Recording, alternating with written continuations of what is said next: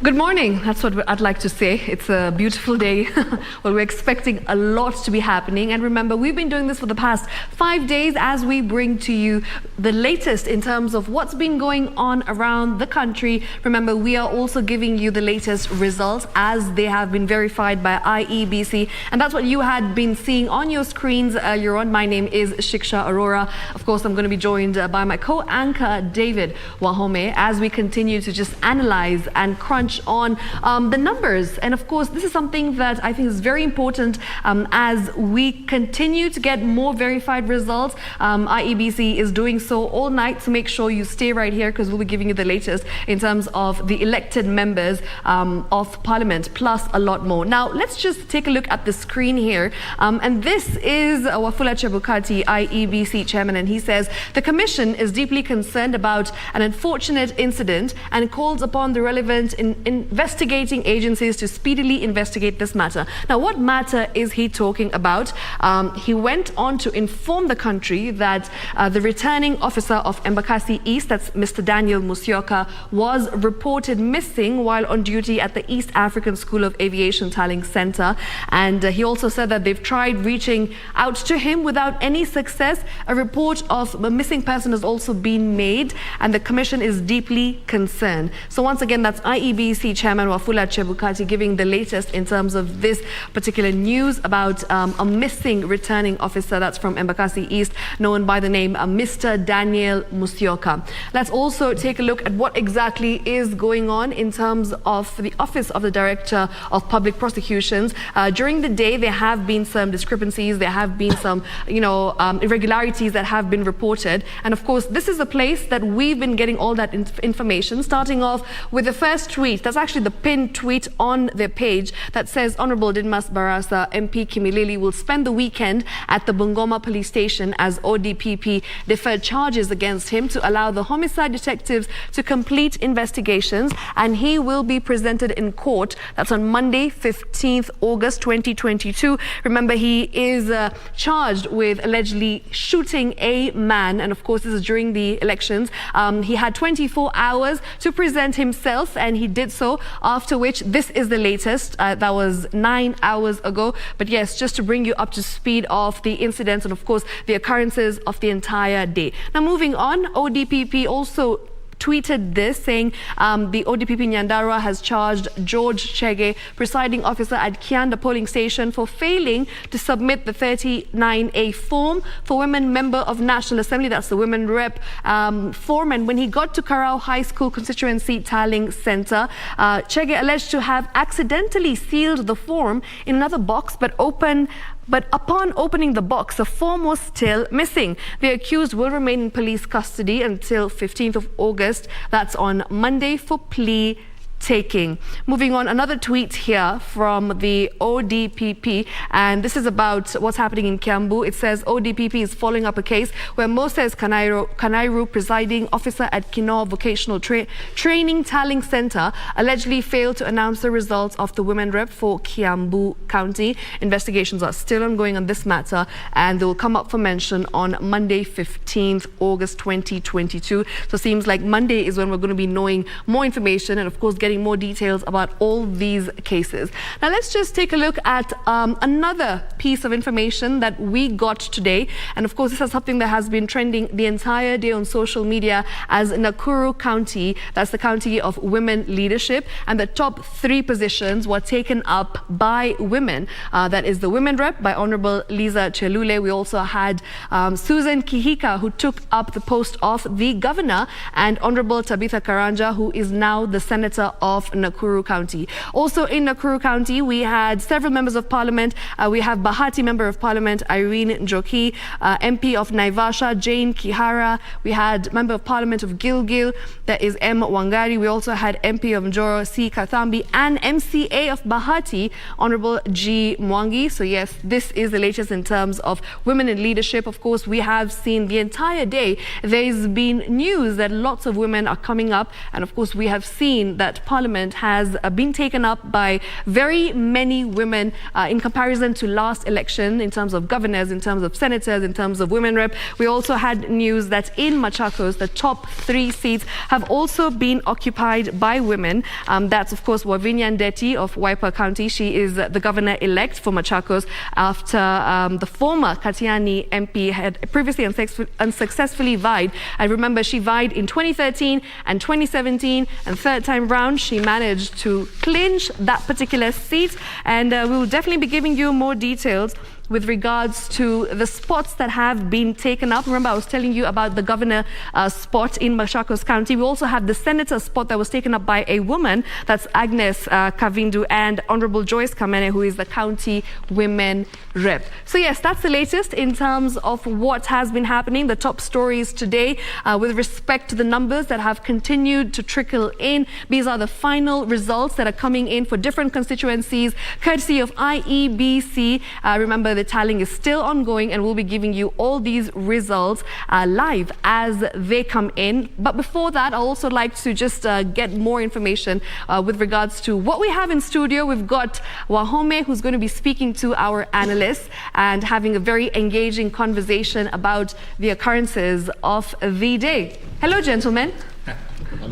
Thank you. How does it feel like, just seeing this especially?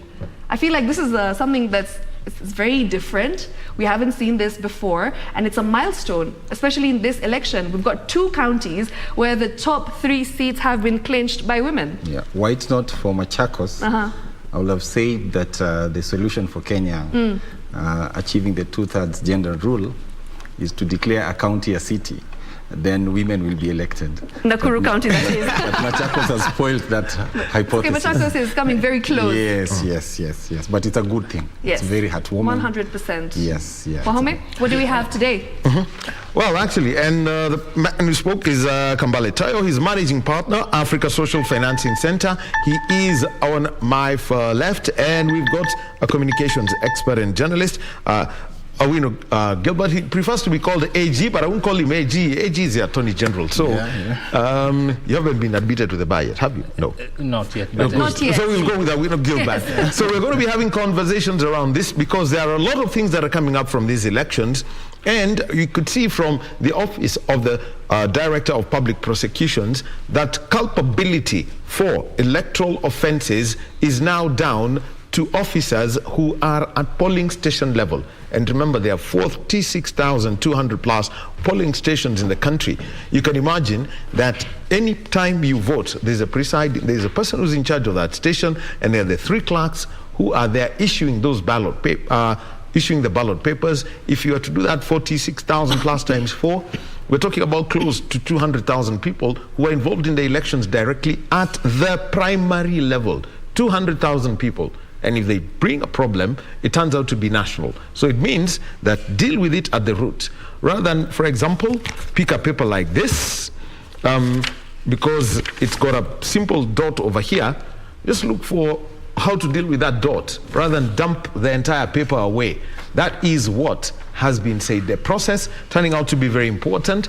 And also, some other things coming up. It's about how, there's that, there's also how the numbers balance out.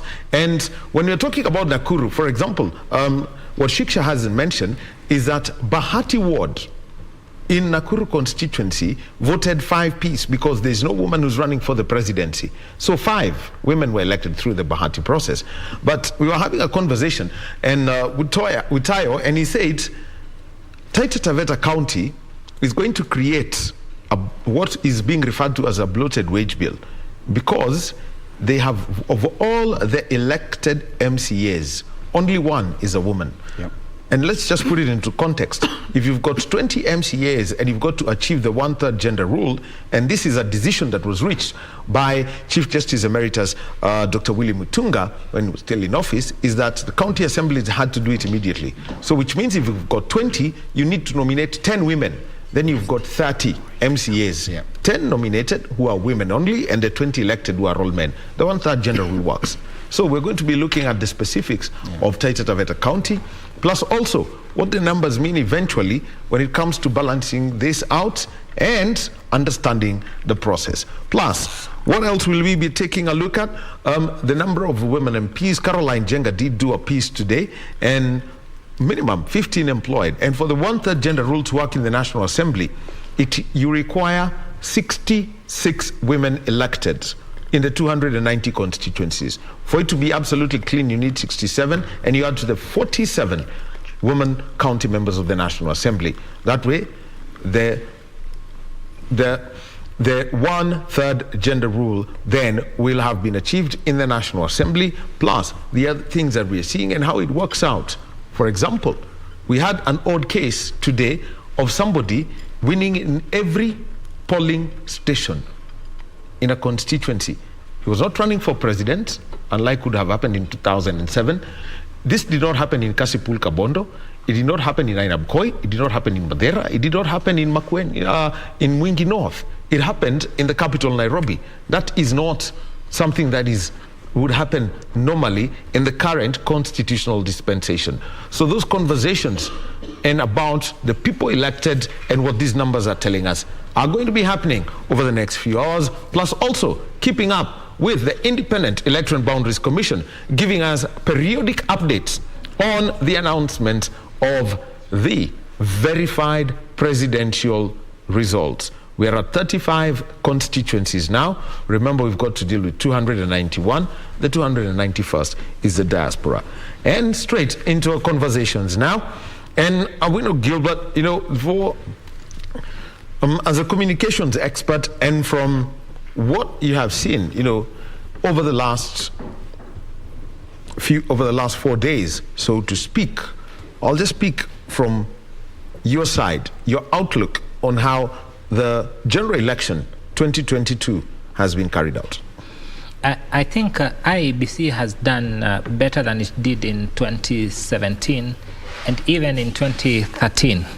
Of course, worth noting is that the chairman, I think in the history since we enacted the 2010 constitution, he has been lucky, or perhaps been able to run this election for the second time.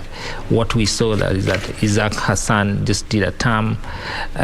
We have had a habit of hounding them out of office before their term elapses. So I think there is much that he has learned from the 2017 that he does not want repeated in 2022. But curious to note is that IEBC has concentrated on the legality and the safety that comes with the mistakes that you may drag you into the Supreme Court particularly. So they have concerned themselves more with the legitimacy of the process, but to a large extent also forgot the communications aspect of it, because there are human beings involved. So once beaten, twice shy. That's the saying. Yeah. So lawyers are trained to be safe to the end, but communicators are trained to also handle the human expectation and how then do you, because there is the legitimate expectation and the need for information from their stakeholders, the politicians themselves and the voters like ourselves. But further than that, I think IEBC, for the first time I have seen that Chebukati has tweeted and made very legitimate tweet. Ordinarily he does not do that. So that vindicates him on the assumption that he's not tech savvy, keeping up with trends. I think he is that. Actually, you have to give it up to social media. They put up a picture of him and the statement that he made, and that was in reference to Mr. Daniel Musyoka, the Embakasi East returning officer, and we wish that he's found safe. We hope so too, but looks like it's a pattern.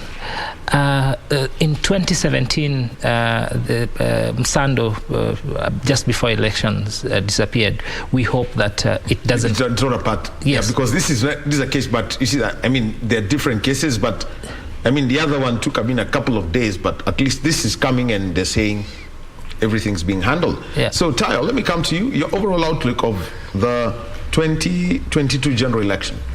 We have learned a lot from history.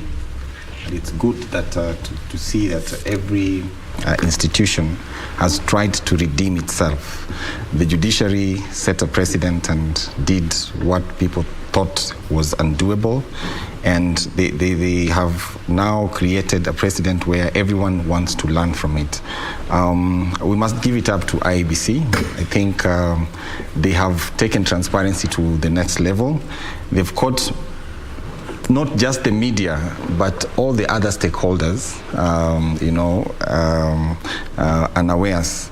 And by this, I mean, even the civil society should have had their tallying centers to look at the forms which are in the public portal.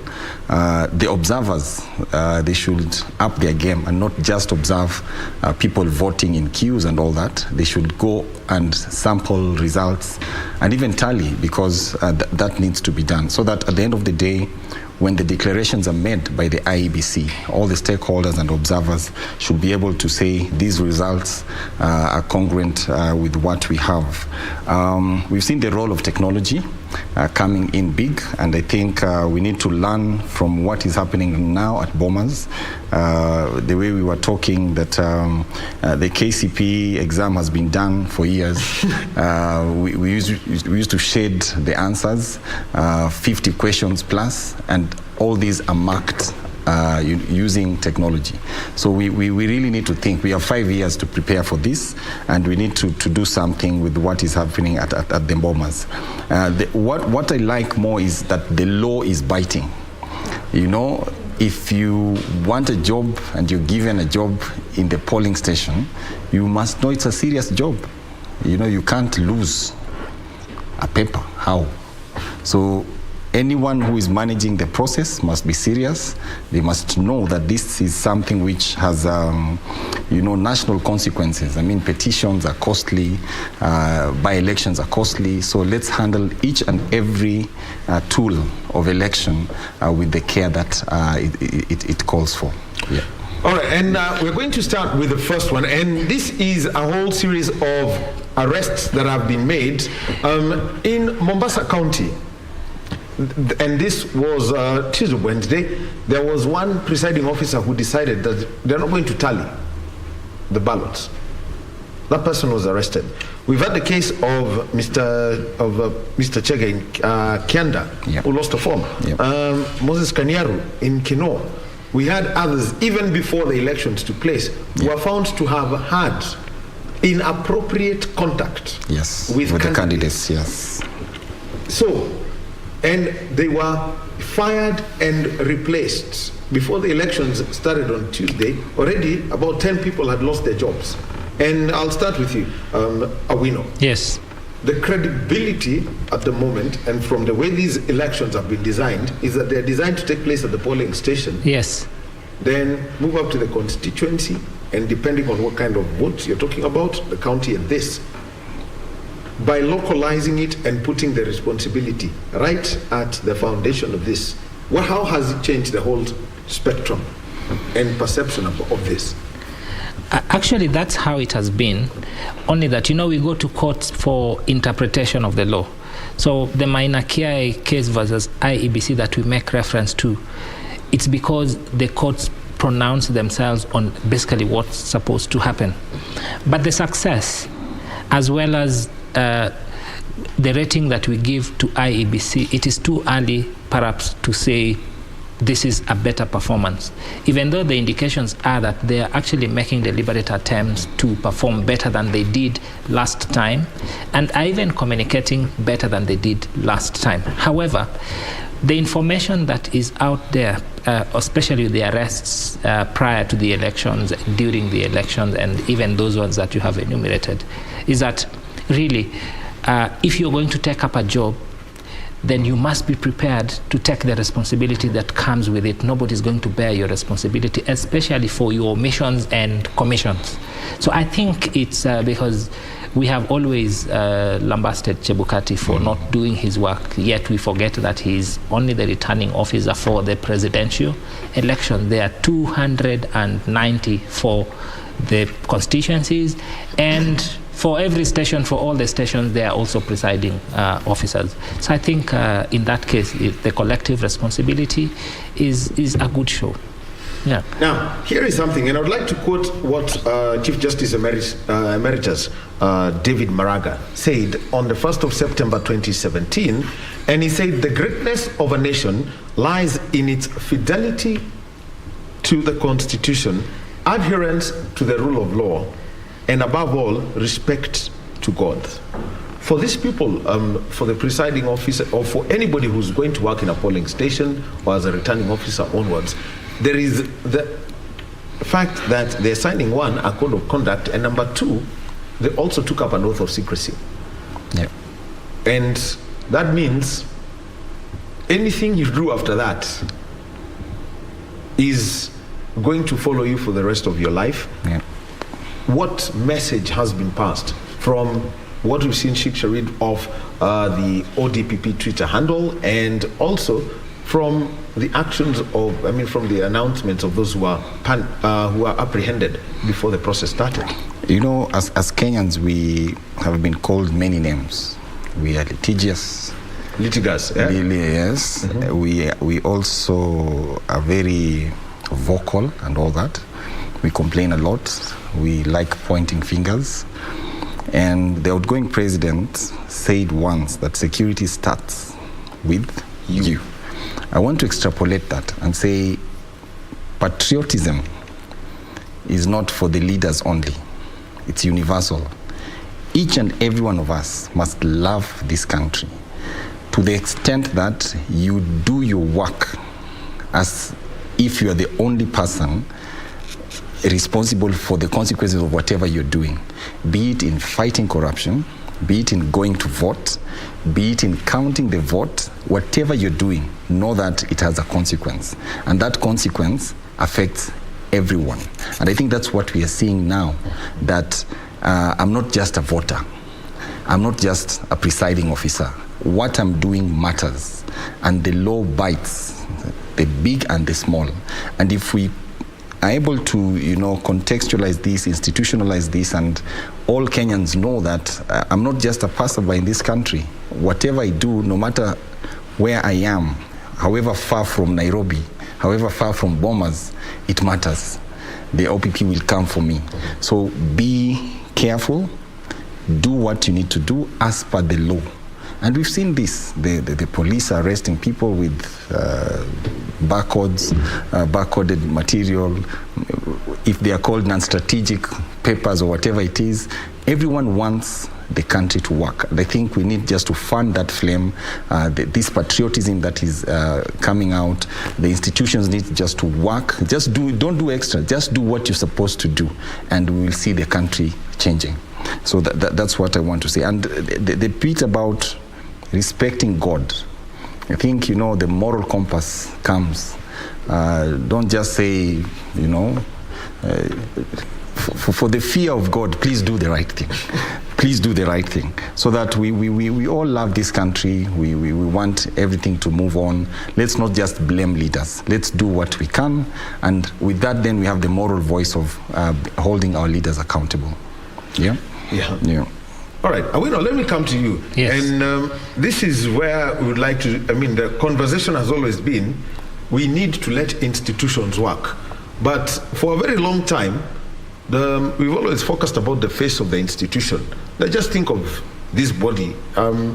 If I was just to, blight out here, it can be anybody's body. Yeah. Yes. So Chebukati is the face of the IBC. Mm-hmm. Yes. But the returning officer is probably that little finger, the pinky. Yeah. He could be the kneecap. Yep. And like the Apostle Paul said, if your arm is giving you a little bit of it, or your finger is waking you, chop it off. Yeah. Is it a process now that we stop, punching the face of the institution and now start dealing, going forward with that organ or that little part that's a problem? No, if you look at it then that way, then you deny him the opportunity to take the overall responsibility that he needs to take by virtue of being the head of that institution. Remember that the position... Yes. Okay, we'll be coming back to you, but at the moment, let's listen into the Nairobi County Tallying Center, an announcement being made at the Kasarani. At Kasarani, this is the Nairobi County Tallying Center. Let's listen in.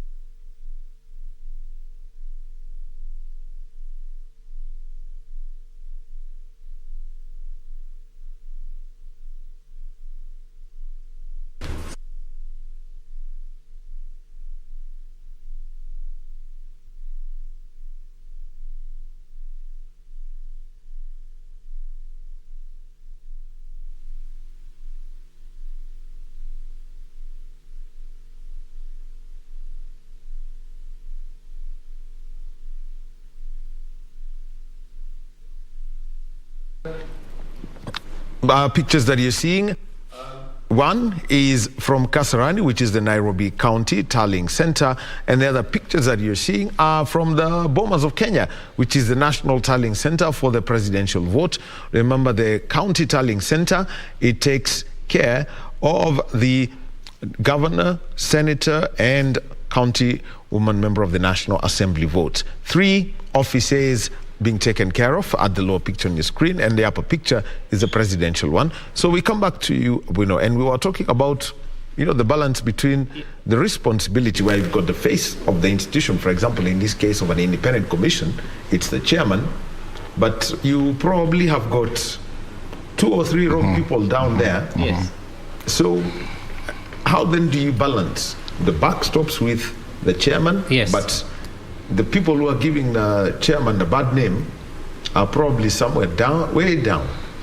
Yeah, and I was saying that IEBC, the chairman, his position is actually different from the other chairmen who are at the helm of various institutions. For example, the chairman of Kenya Ports Authority, his role is quite different. This is an executive chair. That means he's more of a CEO to this institution than the other ceremonial chairs that we may have. That indeed gives him the leadership and institutional responsibility to take the responsibility that comes with his office. However, like in any government institution or like in any criminal liability, responsibility lies on the person who is responsible at that point. Perhaps I think he's been pushing too hard in the previous election, perhaps taking responsibility for everyone. I'm not sure whether in 2017 they signed the oath of secrecy and the level of responsibility that is required of every person at that level. But I think this again now decentralizes the level of responsibility that is required of everyone, and the information around this. I think if perhaps we continue to enhance information and understanding about the role of people at the lower end, but because they are the people, they are just Kenyans. Hao ndio Wakenya ambao wanaleta hii shida tunapata inafika. I don't want to use inafika juu. Inapanda juu inakula mkubwa. Inapanda juu. I don't want to use the other term that some people may prefer to use. So I think it's a good sign that mostly these are the people who mess the election, and if you do, you are going to be criminally liable, and you'll be taken to a court of law and you'll sort yourselves there, and Chebukati will handle his at his own time. And let me come to you, because you're Yes. a communications person. Yes. And if you're trying to get the message to these people, because some of the conversations we've had over the past 3-4 days here is the fact that integrity in this country is synonymous with being a fool. Trust levels are very low. Yeah. We've had an IEBC commissioner say, yes, we have security printers in the country, but we are afraid of printing our ballot paper here. For example, because I'm just trying to think, I saw, the MCA ballot paper looks like a size 34 shoe. Yes. The length of it, but the presidential one is just a size 4 shoe. Yeah. But we cannot trust ourselves with that. If you're to communicate now to this person, who by law, because Chairman Chebukati said, some of these results, when they are announced at the polling station, they are final. Yes. Whatever is happening afterwards is tallying. Yes. There is no counting after that. Yes. How do you communicate to these people so that they understand that phrase, that at that place where there is a maximum of 700 people, you are 100% responsible for that? Not the communication around elections and even the optics of it, IEBC has not done very well. First, I think the institution is as good as the people and as per the intentions of the people who are running that institution. The institutions that are run by people who believe it is not doable and therefore it cannot be done, or it can't be done differently. I think I looked at the ballot papers. Even though they are printed from outside, there was nothing really outstanding about them. Yeah, it's not about the graphics. It's not about the graphic design, but about it. Yes. The question is, we can't print them here, even if it is the old 88 was from Lolongo, where you just use symbols. The thing is, they are being printed in Greece because the IBC does not trust a printer in Kenya. That's the point. That's the point I'm bringing. Yeah. That why the institution is as good as the belief of the people at the top. If they believe that they cannot get trusted people here, then they will take them outside. However, the people handling this are us.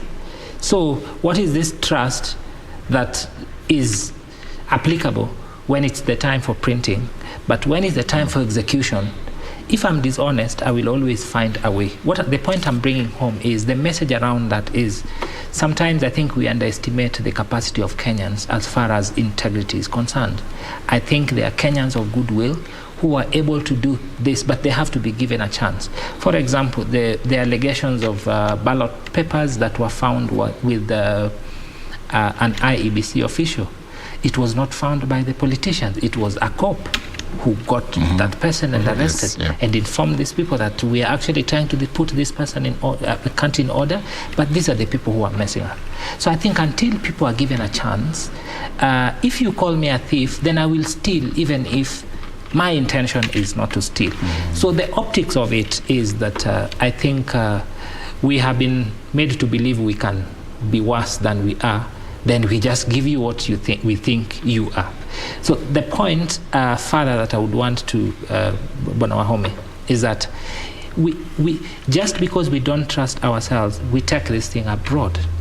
But when it comes, it is just as bad as perhaps what we could have done here, or even worse than what we could have produced. It took me such a long time to actually distinguish between the ballot paper for the member of county assembly and the woman representative, or even the governor. I had to ask only to find that there is a little information that had been squeezed at the top saying this is a governor's ballot paper. So the optics of it, I think perhaps they... Actually, my question was, how do you communicate then to these 200,000 people who are working at the polling stations about the responsibility that comes with the election in Kenya being domiciled where they are, especially there is a presiding officer and those 4 people who are issuing the ballot papers? I mean, 3 people, yes. Yes, I know they did a lot of trainings. The success of or the merits of those trainings can be discussed later. But I think because up to a day to election, there are clerks who didn't even know the centers that they were posted to. And that again, the anxiety, even if you train me before I know where I'm going, then the mind is not picking it, because the mind prioritizes what he thinks should be your comfort at the very beginning. So I think in as much as they did targeted trainings, but in terms of the mass understanding, so that we are all together on the responsibility of the officials, and also their interaction with us, that indeed IEBC did not invest as much as they should have on the mass media platforms to be able to create the goodwill and understanding. So they targeted their communication, but the context may not have been may not have made it so effective. Well, I'll tell you, before this had changed, I know there were about 4 demonstrations here. It depended on whether you wanted to watch the what was referred to as the boring process or the wanasiasa, wakijibizana. But David, let me come to you, and I'll use a context here. There is an old story that is told about a very high telephone bill that got home. Yes. And so the husband went and said, you know what, this telephone bill is weird. But I make my calls from the office. And the wife said, no, I also don't make, I think we've only made 2 or 3 calls from the house, but most of the other calls are made in the office. Then the house girl was asked, so what is this? Don't we all make phone calls from where we work? I get it. I get it. So how do you get that mindset that, all right, here I am, it's being a steward rather than a person who makes totally exploit as much as you can from the work environment? Allow me to quote John F. Kennedy, who, when talking to Americans, he said, ask not what your country will do for you, but ask yourself what you will do for your country. I want to bring it back to our outgoing president. I think at the point when he said it, we took it lightly. But if you now look at it critically, it starts to sink. That it starts with you as a Kenyan. It starts with you, either for voting or fighting corruption or instilling integrity. It starts with you. So we cannot blame our leaders. In fact, we are the ones who have voted them in. So we can't start blaming them. We were given a chance. We were told this one is good, this one is better, this one is best.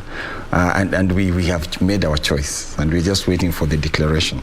So that's one point I want to make. The other point, in business, there's something we call the cost of compliance. And the cost of compliance comes in to try and minimize losses because people don't comply with certain processes. And in doing that, you end up adding more processes which elongate the whole process. Sorry, I'm using the same word to describe the same process.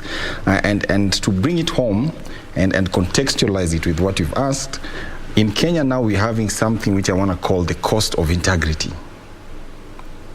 We used to have the DPP and the courts, and every infraction to the law will be dealt by the police. But we reached a point and say, no, the police can't deal with corruption issues, so let's establish the Anti-Corruption Commission. Tukafika mahali tukasema, no, we need this corruption thing. Once we have identified Wahome has something which is not his, we need an asset recovery agency. You see, we are creating institutions upon institutions to manage integrity. And that was not enough. We said, as this money is passing, we need somewhere the banks can be reporting. Now we have the Financial Reporting Center. And there are talks for more institutions to be formed just to enforce integrity. And whereas if we were all shunning corruption, if we were all responsible, and I like what the DPP has done, they have started, even before the whole election process is over, they have started enforcing that personal responsibility in terms of managing the election process. Then this cost of compliance, which in Kenya now we want to call cost of integrity, reduces. And we might have then a process where these ballot papers don't need to have security features, including the UV light features. It's actually, like our ballot papers have more security features than our current. Yes. Now what are we doing? And these are things we just use for 5 minutes. And why are we spending all that money? 44 billion for 22 million voters. That comes to almost 2,000 per person. You know, it's very high. It's very high compared to other countries. So this cost of compliance, the cost of integrity, we need to look at it and know that the way we don't trust ourselves is going to cost us more and more and more. Mm-hmm. Yeah. Awino, you want to weigh in on that? And sometimes you wonder whether we have the end in mind. Because what is the cost of corruption? Does the cost outweigh the investment? As my friend here says, that we create institution after institution and institution. Even the earlier show, they had a conversation around, even before you vie as a politician, isn't there then perhaps a need for an ethics and governance training that then should train you on how to concede elections? And I was just thinking that really everybody is protecting themselves. We created ethics and we were tired of the police and created ethics and anti-corruption commission. But the people who we took there were the cops. We created it reminds me of the NTSA traffic police. We took the cops. Yes. Yeah. From KRA, we created NTSA, but took KRA guys there. Yeah. So you wonder. Yeah, because they're the ones who know how a logbook operates. They're the ones who know the process of. So you wonder. A DL. You wonder really whether, I think if we could look at our national ethos and stick to them, from the words of our national anthem to even what our constitution, the fidelity to the constitution belongs to the Kenyan people. I say this because where you come from, if your village mates are asked to define you, they will define you in no uncertain words, and they will be correct. If they are given money and they are told, can we give this to Wahome or X? If it's Wahome, everybody, 10 people will say it's... no, not that one. Not that one. Not that one. Give it to that one. It means we already have a standard procedure and expectation of what an ethical and trustworthy person should be. But when it comes to government, we say, serikali haina mjukuu. Let's create so that we can eat. We can eat and eat and eat. And the journey will take us nowhere. Our wage bill will continue going up until we have bold leaders who can say enough is enough. What we need people who understand our national ethos, and this is what we are going to live by. You remember that even Maraga's quote that you read for us at the beginning of this discussion, you remember that our constitution, Kenya as a sovereign state, does not have, we are not a religious state. You know that. We are secular, so to speak. We are a secular state. But with yes. a recognition yes. of the God. Yes, we recognize the supremacy of God. And it doesn't matter the God that we are talking about. We just recognize the supremacy of God. But why I'm bringing that is because it took the boldness of Maraga to remind us that even though we are a secular state, we must remember that there is God, and if we honor God and honor this constitution, then we are going to be better than we are. So we must start to think of how different can we be, how bold can we be to call people to a national mechanism that we can all abide by and be better than we are. And this conversation may sound very deep, but it has been caused by the actions of less than 40 people whose actions have got national impact. Of course. Because we can put all of these people in the 33-seater Matatu, the ones who've been charged. Yep. And there'll still be space for the conductor. Yes. And if it's the SGR, we have more space. Yeah, the SGR will carry the good people. Yeah. And we'll carry the rest of them. Yeah. Yes. Yeah. Conversations about the elections, and remember the pictures that we've got from the Bomas of Kenya, where which is the National Tallying Center, and we will be keeping up with verified result, and Shiksha Arora is going to be telling us about the constituencies. Going up to about 35 constituencies that have already been, have had their results verified at the presidential level. Remember, we're talking about 291 constituencies. So the verified numbers are the ones that you'll be seeing there. And also at the bottom, there are those who've been elected in various positions: member of the National Assembly, governors, senators, and the county woman member of the National Assembly. So those 4 positions, well, if we decide to go down to the members of the County Assembly, well, we'll be talking about 1,800 odd people, so that will be different. And also on your screens, we have got pictures coming in from Mombasa, and also in Kilifi County, June Karisa will be updating us on what's going on there. And we also have got our team out there. And also remember, there's also Kasarani, Nairobi. Well, you'll be surprised. How is it that Lamu East delivered a Form 34A to Bomas before one that is from Nairobi? It's the oddity of this country. But anyway, Shiksha, before we get back to more conversations, and this time's around the numbers and the implications and the long-term lessons to learn, you could give us an update on the election numbers, those that have been verified at Bomas of Kenya.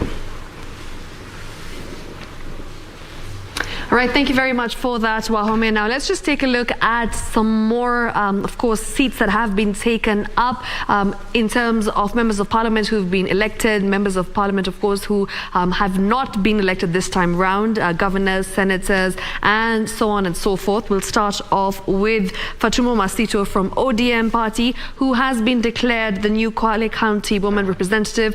She managed to get 58,820 votes. Moving on, we've got Malombe, who has been declared governor, that is for Kitui. Yep, he wins it back with 198,004 votes, with his closest rival and former Senator David Musila of the Jubilee Party coming a distant second with 114,606 votes. UDA's Jonathan Mweke, who is a former Nairobi deputy governor, got 10,639. He came in at third. Now moving on, we've got Issa Juma Boy of ODM party, who's maintained his Kwale County senatorial seat. He managed 52,772 votes. Another update that we have managed to get, this is verified by IEBC, of course, is that Kitui County woman representative Irene Kasalu was re-elected for the second term. She managed to garner 201,899 votes. Moving on, we've got Fatuma Ashani of UDA, who has won the Kwale gubernatorial race to become the first female governor at the coast region. Of course, this is something that we have seen happening time and again. Yesterday, remember, we also had Gladys Wanga as well, who managed to become the first ever governor that is from Homa Bay County. Moving on, we've got first ever female governor, I beg your pardon. Moving on, we've got Kirinyaga Governor Anne Waiguru, who has retained the Kirinyaga seat after managing to get 113,088 votes ahead of Purity Ngirichi, who gathered 105,677 votes. So yes, these are a few numbers that have come in terms of members of parliament, of course, those also who have won the gubernatorial seats as well. All right, for now, let's just move directly to Mombasa and get an update live.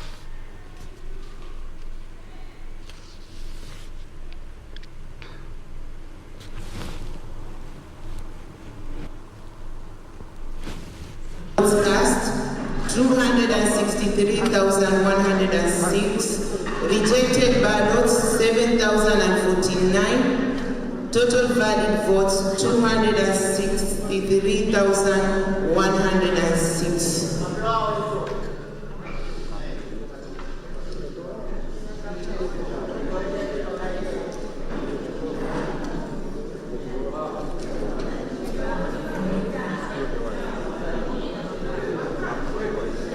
I, the county returning officer for Mombasa County, hereby declares Mohammed Fabi Mohammed of ID number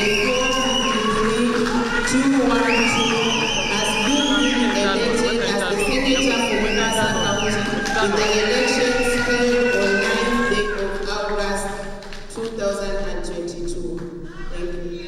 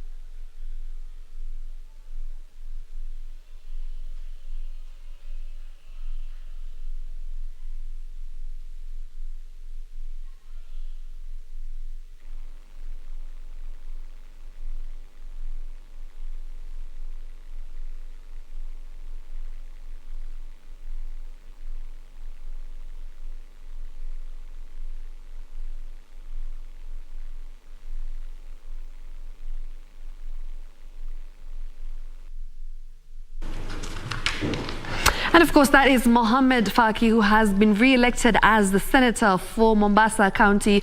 The family there just witnessing the moment as he got his certificate from IEBC. So remember, we will continue taking you to different parts of the country as we have more updates with regards to who has been elected. And of course, in these particular races as senator, of course, as governor and women rep. And as we continue to give you this particular information with regards to the members of parliament, we also have some information coming in when it comes to numbers. We are crunching the numbers right here from different constituencies. So I'll be taking you through a few that were announced today, courtesy of IEBC. Remember, these are the final results. Starting off with Kakamega County, that is Lurambi constituency, where there were 89,770 registered voters, of which the valid votes that were cast were 51,002 and rejected ballots at 763. Raila Odinga at 36,143 votes, Ruto at 14,492 votes, Maure at 101 votes, and Wajakoya at 266 votes.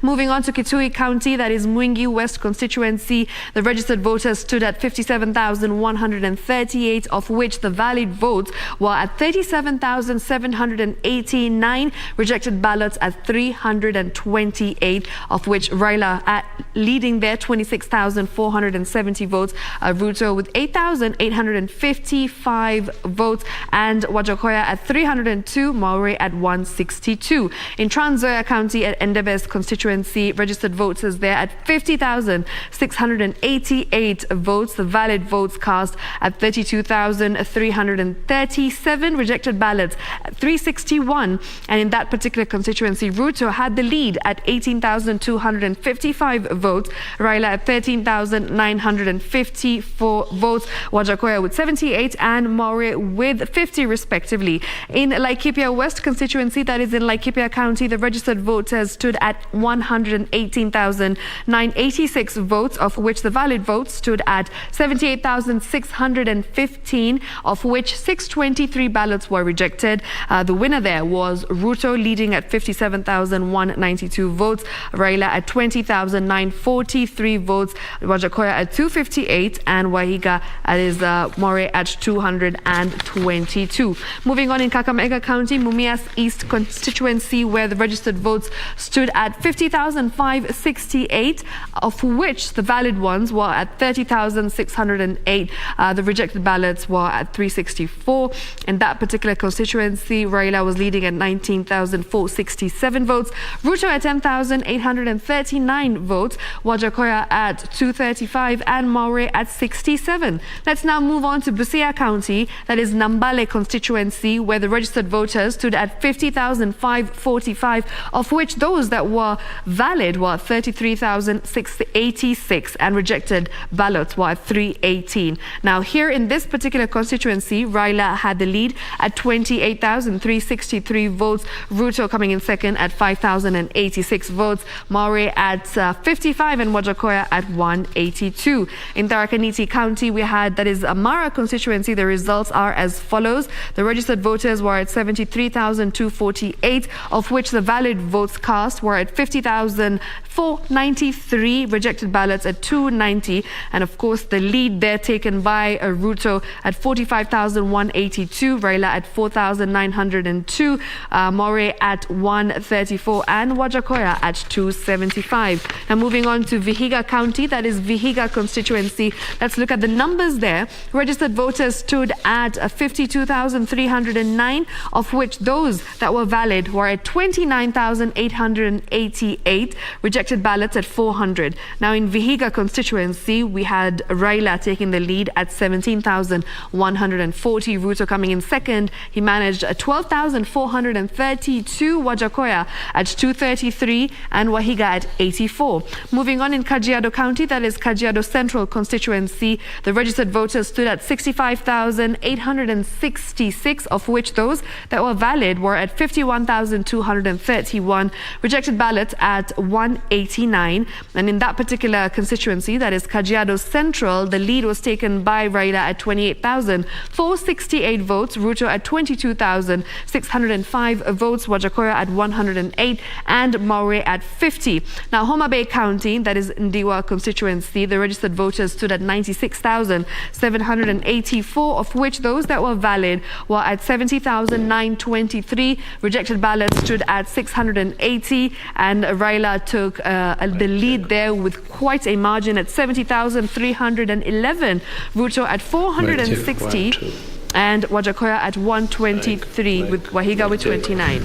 All right, so I am getting an update, of course, with regards to where we will be going next. Remember, we'll continue to get updates from different parts of the country where we are having our reporters on standby, and they are, of course, telling us the latest in terms of the members of parliament that are getting elected, governors, senators, as well as women rep winners in this particular election. Now, moving on to Makueni County, we had Mboni constituency. In this particular constituency, we had 96,000, I beg your pardon, and 29 voters, of which 60,846 were valid, 449 were rejected. Raila taking the lead there yet again with quite a margin, 50,634. Ruto coming in second at 9,724 votes.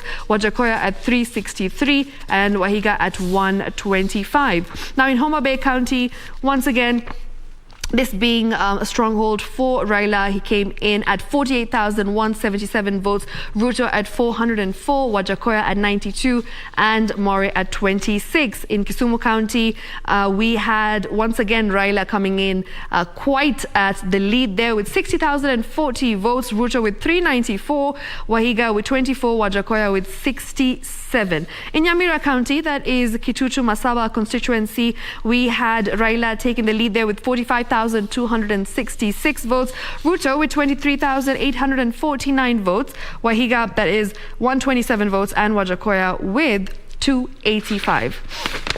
Lastly, taking a look at Siaya County, where Raila once again taking the lead with 63,428 votes, enjoying quite the support from the people of Gem constituency in Siaya County. Ruto coming in at 702, Wajakoya at 143, and Maure at 41. So these are more constituency numbers that have come in courtesy of IEBC. Remember, these are the final results. They are verified by IEBC, and they will continue to give us more numbers right here as we continue giving you the live updates. I'll be handing it back to my co-anchor, Wahome. Over to you. Well, Shiksha, please don't leave. I'd like you just to stand there because I would like to move on to something, and it is about Nakuru County. And you can see from a wall there that there is that tweet about the 4 members of the National Assembly who've been elected in Nakuru County, and this is in addition to the woman member of the National Assembly representing Nakuru County. We've got the governor-elect, and also we have got the senator-elect. And we're coming to a point where we're looking at the representation of women, and our reporter Caroline Jenga put together this story where, at least 16 women have clinched parliamentary seats across the country in a race that has been primarily male-dominated. We've got Beatrice Elachi, who's a former Nairobi County Assembly Speaker. She is the one woman who's been elected as a member of the National Assembly in Nairobi County. And she is going to be representing Dagoretti North constituency, which was now where Simba Arati was the MP before he decided to go for greener pastures in Kisii County. And Nakuru County will go down in history for electing 4 women to represent their interests in the 13th Parliament. And we've got Jane Kehara of Naivasha amongst those who've been elected in Naivasha. Alice Wahome of Kandara constituency and Millie Odhiambo of Suba North constituency have been re-elected. And we also have got the new entrants, including Susan Kiambo of Wiper Party, who became the first elected woman member of Parliament, member of the National Assembly for Makueni constituency. Let's get that package.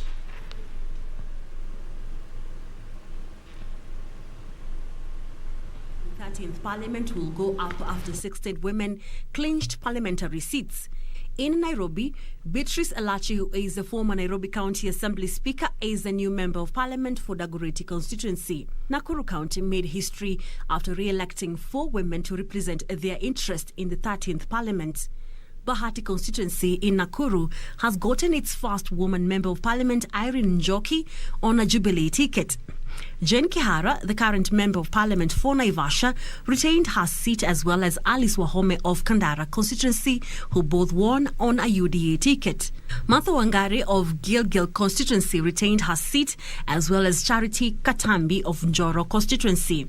Susan Kiamba of the Wiper Party became the first elected woman Member of Parliament for Makueni constituency. In Samburu, Naisula Lesuda has been re-elected as the Member of Parliament for Samburu West constituency. In Narok, Agnes Pareo, a woman rights activist, is the MP-elect for Narok North. Other MPs who won on a UDA ticket include Miriam Keitani in Aldai constituency, Nandi County. In Uasin Gishu County, Phyllis Barto is the MP-elect for Moiben constituency, as well as Janet Busiene of Tarpo constituency. Wanjiku Mohia clinched the Kipipiri constituency seat. In Homa Bay County, Millie Odhiambo retained her Suba North constituency seat on an ODM ticket, while Eve Obara went through in Kabondo Kasipul.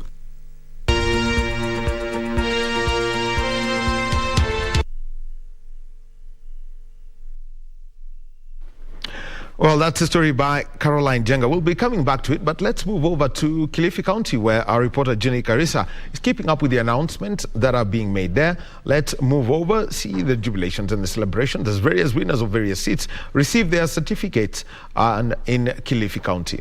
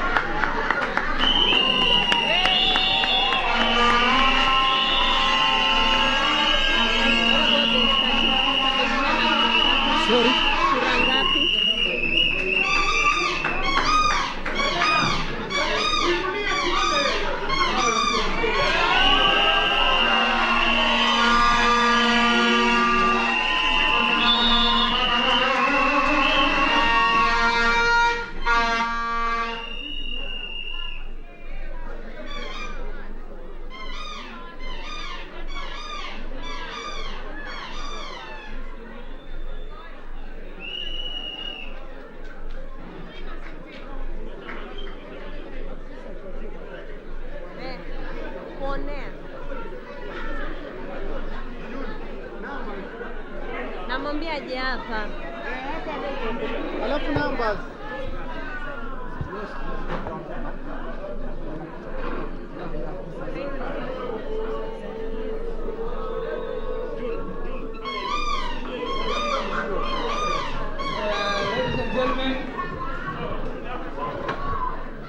Ladies and gentlemen, may I have your attention? Are you reading the aggregate results? The candidate. Yeah.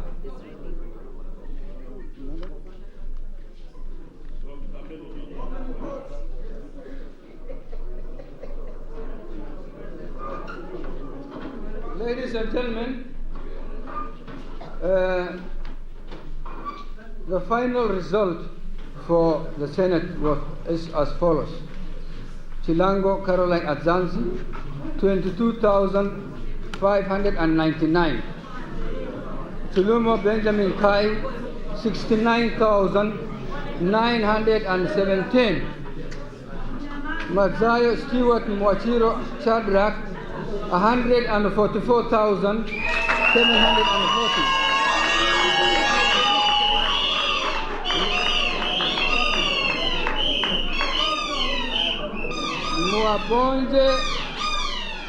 Muabonje Alex Shukran, 46,063.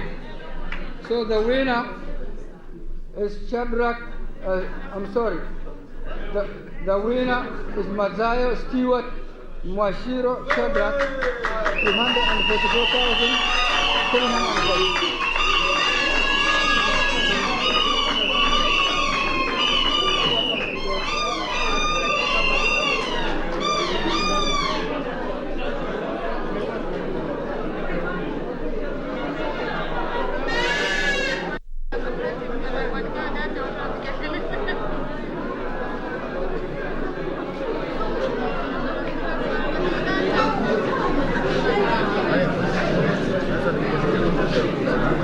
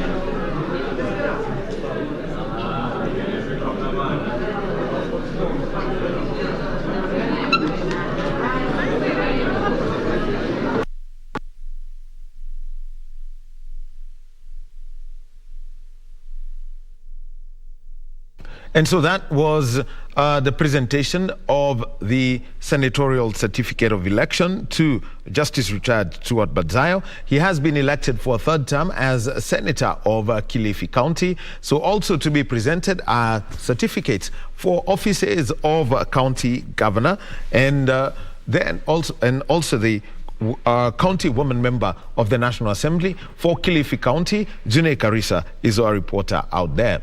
And we're now moving on to a conversation, and from that story that we saw from Caroline Jenga just before we moved over to Kilifi, and it was about the number of who've been elected. So, okay, and just before we move on to that conversation, let's move over to Mombasa, and we've got the Senator Mohamed Faki. He's been elected for a second term, and let's listen to Senator Faki. Kuthibitisha kwamba Mohamed Faki mwenye haji ndio seneta mteule wa kaunti ya Mombasa. Nichukue fursa hii pia kuwashukuru watu wa Mombasa kwa imani walionipa kunichagua tena kama seneta wa kaunti ya Mombasa. Tulikuwa wagombea 14 lakini wote wameramba lolo na mimi ndio nimeibuka mshindi katika pambano hili. Nichukue pia fursa hii kuishukuru chama chetu cha ODM na kiongozi wetu Baba the Fifth kwa kutupa fursa kugombania kwa tikiti ya ODM. Kwa hakika tumethibitisha kwamba ODM ndio chama ambacho kina umaarufu zaidi katika kaunti ya Mombasa, na nafikiri kitu ambacho kimebakia ni kiti cha ugavana tarehe 23 ambacho pia tunaahidi kukichukua kama ODM. Niseme tu kwamba nimeweza kupata uzoefu wa kutosha kuhudumu kama senator kwa miaka 5 ya kwanza, na miaka hii 5 mingine nitaweza kufanya huduma hiyo bora zaidi kuliko vile ambavyo tumeweza kufanya. Tumepata malalamiko mengi kwa wananchi, na ni ahadi yetu kwamba tutawatumikia vilivyo katika muhula huu.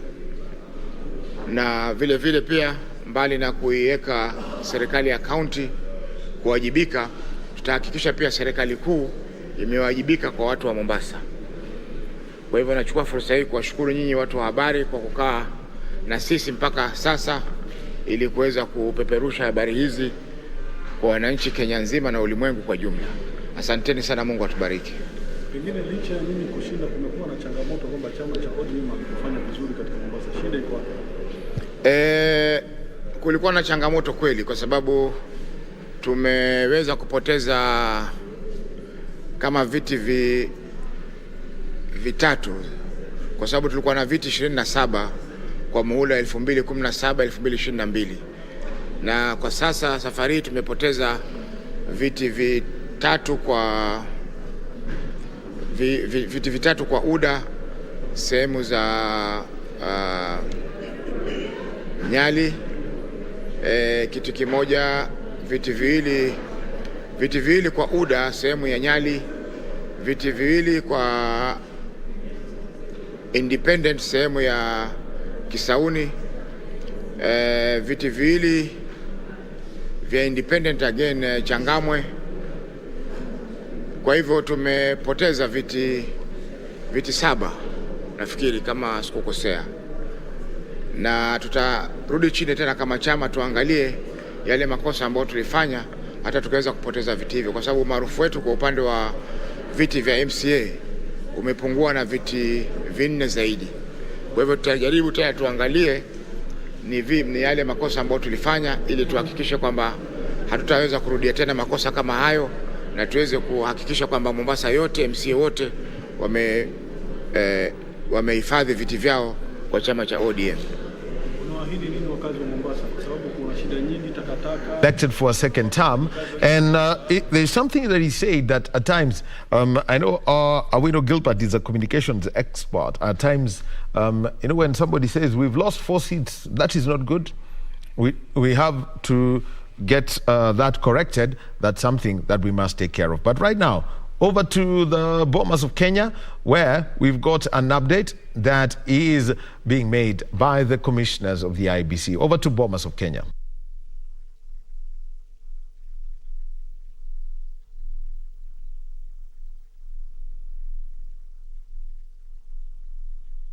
Ugenya constituency, Siaya County.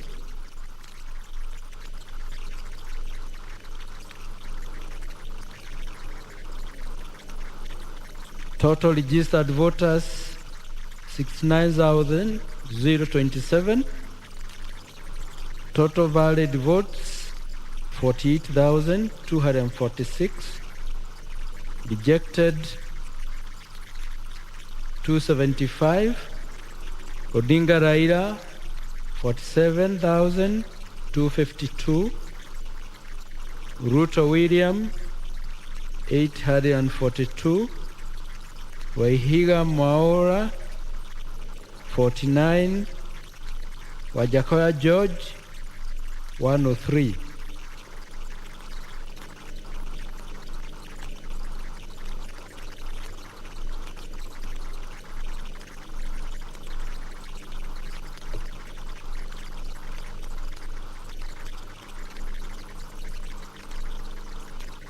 Unguja, Siaya County.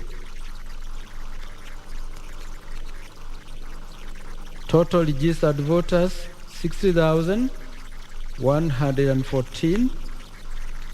Total valid votes 41,162. Rejected ballots 185. Odinga Laila 40,540. Ruto William 517. Wahiga David Maure 17. Wajakoya George 88.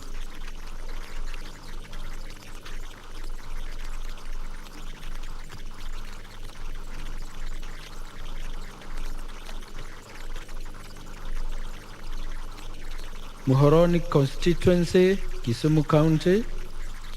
Total registered voters 79,859. Total valid votes 58,850. Rejected ballots 385. Odinga Raila 56,714. Ruto William 2,025. Wahiga David 34. Wajakoya George 77. Thank you.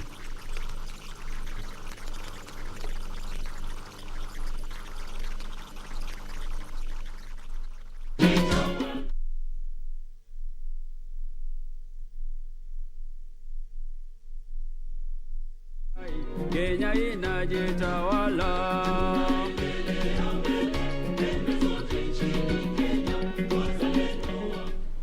Another 4 constituencies announced by the Independent Election Boundaries Commission. Those are the verified results from for the presidential elections.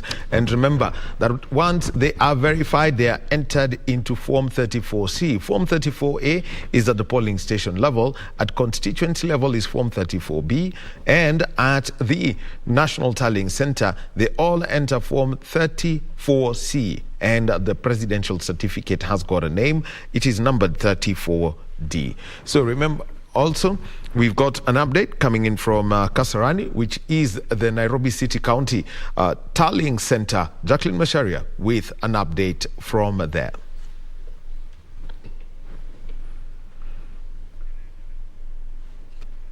So we'll be getting that from Jacqueline Masharia. And also, we have got the gubernatorial and the county woman member of the National Assembly announcement that are also going to be made in Kilifi County. June Karisa is our reporter there. So back to Jacqueline Masharia, who is at the Kasarani National Tallying Center.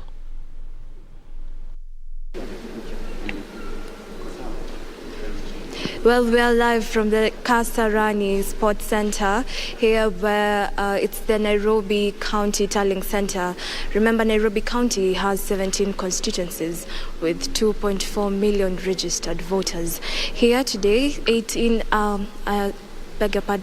constituencies have already submitted their forms here at the county level, and the constituencies that have already submitted their forms are Langata, Makadara, Embakasi North, Kasarani, Embakasi West, Ruaraka, Kamukunji, and Kibra. Remember, here at the county level is where they will announce the winners of the senator, the governor, and the county women member of National Assembly positions. In the gubernatorial contest so far, in the figures we have, the governor, Johnson Sakaja, is leading with 304,000 votes, 310. Polycarp Igathe from Jubilee is following Johnson Sakaja with 272,716 votes. In the senatorial, we have Edwin Sifuna leading with 338,766 votes, followed by Wanjiru Margaret from the UDA ticket, who has garnered 223,788 votes. We also have in the county women member of National Assembly, we have Esther Pasaris vying with the ODM ticket with 332,762 votes, followed by Millicent Omanga from the UDA ticket with 250,463 votes. We will be keeping you in touch with more of these updates coming live from the Kasarani, which is the Nairobi County Tallying Center. Back to you, Wahome, in studio. And who is at the the county tallying center for the Nairobi City County, and that is at Kasarani. We'll be keeping up with that and bringing out the oddities. So I've got to speak of Nairobi, a county where you've got 17 constituencies, only 8 have done that. And in studio with me, I've got 2 gentlemen. On my immediate left, I've got Awino Gilbert, who's a communications expert and journalist, and on my far left, we've got David Kambale Tayo. And before we move on to what we had alluded to about the number of women elected, and Nairobi, 17 constituencies, Siaya have completed theirs. Cost of compliance, cost of integrity. I mean, the stakes are too high. We saw, I think, was it yesterday or the day before? It was last night. Yes, people are arrested because of all these materials being found in the wrong places.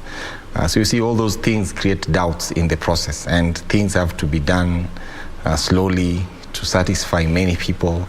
So all those kind of things come into play. So we really need to build trust in the process, in the institution, and then we'll see Nairobi being the first ones to reach Bomas. Bomas is in Nairobi. So actually, Starehe papers haven't gone into Kasarani, and Starehe is basically CBD. Yes, yeah, very interesting thing. Well, let's go down to the shore, to the coastline of Kenya. Kilifi County, the celebrations have started, and definitely we know Justice retired Stuart Manzayo and Governor-elect Gideon Mungaro. So the celebrations are there. Let's join in with our big team that is in Kilifi.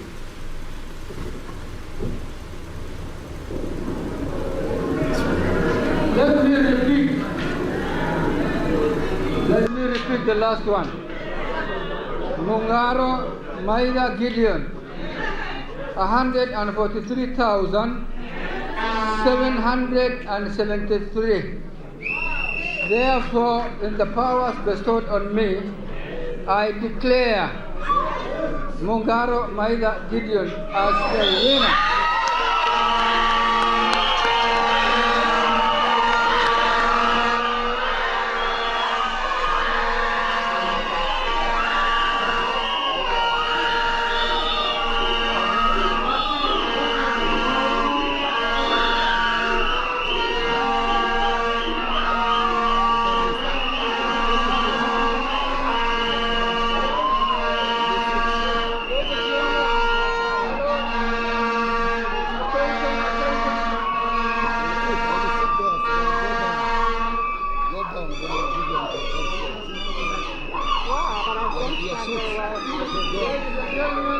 gentlemen, I declare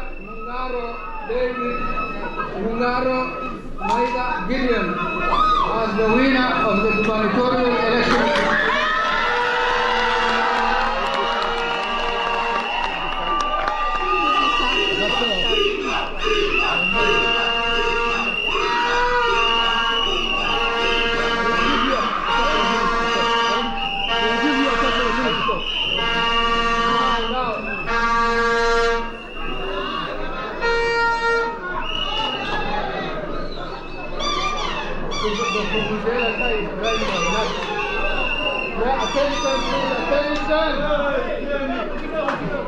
Attention, ladies and gentlemen. I am sure you are eager to hear from the newly elected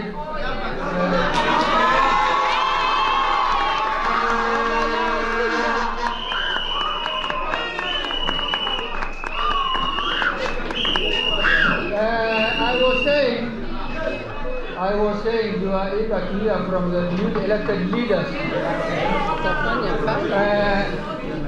I have no problem with that. There is a small procedure also to follow. First of all, we will not turn the hall into a political rally. Yes, Mheshimiwa watasema yao. But let me say mine first. As I said, we have been on this process since last year. And the elections have happened. Philippines have voted. And I have been part of this process from the beginning. And I'm proud to say today, we have a Philippines at peace with itself. So mtu asije akasema IEBC imefanya nini? Tumeleta ati shida, hakuna shida, tumeleta amani.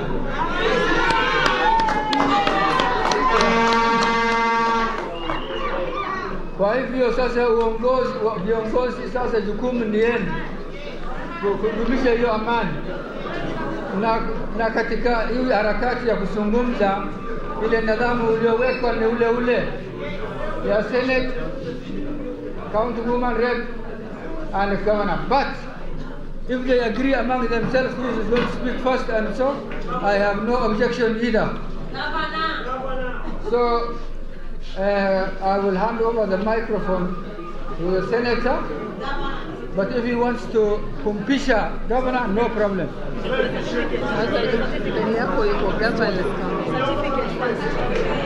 guys can go. One more thing, wait. Give the certificate. Something very important. Give the certificate, then you guys can go and see. I have not handed over the certificate. No, you can't fit it. Okay, it's okay. Don't fall down. You sent us away. So, congratulations, Monsieur.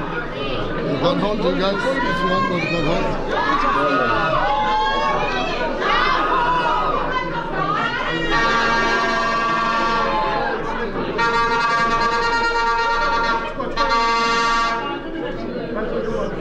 It's on.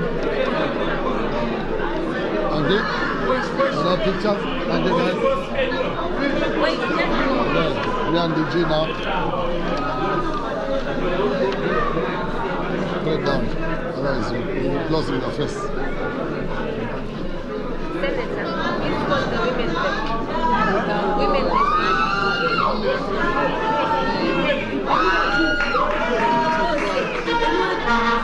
You want to cover our face here?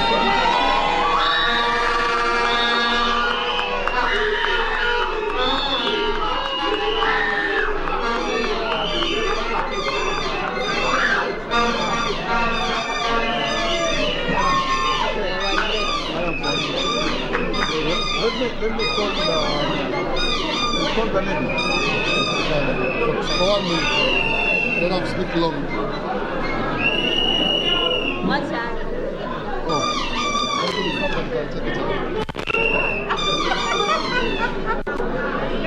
Ladies and gentlemen, allow me with your kind permission to invite our women rep for Kilifi County, Madam Gertrude Mbeyu Mwanyanje.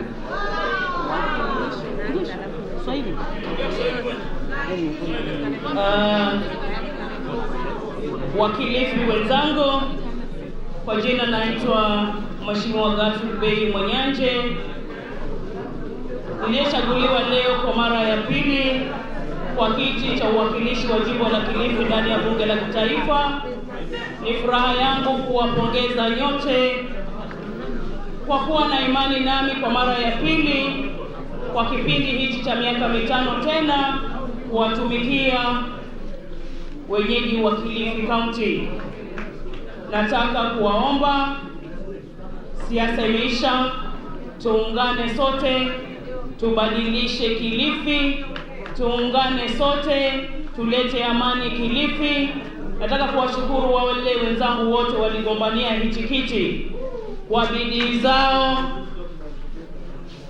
kwa kampeni zao, na walivyotumia jina langu pia kujikampenia.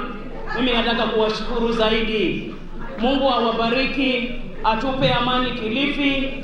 Huu ni mwanzo mpya baada ya miaka 10 ya uongozi na mimi Mbeyu Mwanyanje. Na waahidi, furaha yangu leo, sina chuki na mtu. Wale zaidi ya 100,000 wapigaji kura wa Kilifi na wale wengine wote ambao hakupata fursa watapata huduma kutoka kwangu kama mwakilishi wa jimbo la Kilifi. Mungu awabariki sana, awabariki Kilifi, happy Kilifi, amani Kilifi. Asanteni sana.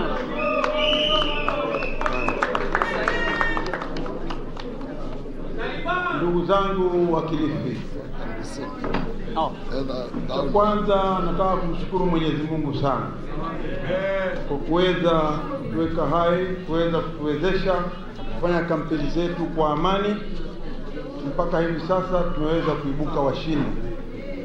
Nikiwa hapa nataka kuwashukuru sana familia yangu, nataka kuwashukuru sana zaidi sana watu wa Kilifi kwa imani walio nayo juu yangu kwa kuniregesha kwa mara ya 3. Hilo ni jambo ambalo hata Mwenyezi Mungu mwenyewe anajua kwamba mimi nawashukuru watu wa Kilifi, na Mwenyezi Mungu azidi kuibariki Kilifi yetu. Kitu nataka kusema ni kwamba kwa imani ile mlionipa, nataka kuwaambia watu wa Kilifi, nitatumia uwezo wangu, akili yangu, maarifa nilio nayo kuona ya kwamba ile kazi mlionipa ya kuona ya kwamba watu wa Kilifi wamepata haki yao na pesa zao zimekuja nyumbani sawa sawa, nitafanya bidii hiyo na nitaitekeleza kwa mujibu wa vile ambavyo nyinyi mlivyonikabidhi mamlaka haya ya kuwa serikalini. Na mwisho pia vile vile kuweza kuwapatia kongole wenzangu, hususan dadangu Mbeyu na ndugu yangu Gideon Mungaro, kwa sababu tulikuwa timu moja na tumetembea pamoja. Tumeweza kutembea kaunti nzima na tumeweza kuona watu wote ndani ya Kilifi. Tuna imani safari hii ya kwamba Kilifi yetu imepata kiongozi ambaye ataweza kuiendeleza mbele. Kwa hayo machache au mengi, asanteni sana. Mwenyezi Mungu, God bless Kilifi, God bless us all. Now, it is my humble pleasure to invite the governor 003 of Kilifi County, Gideon Maita.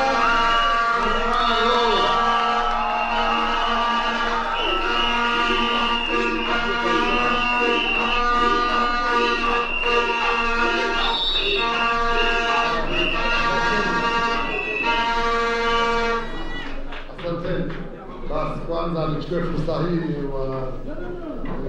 kushukuru sana IBC kwa kufanya uchaguzi wa huru na haki.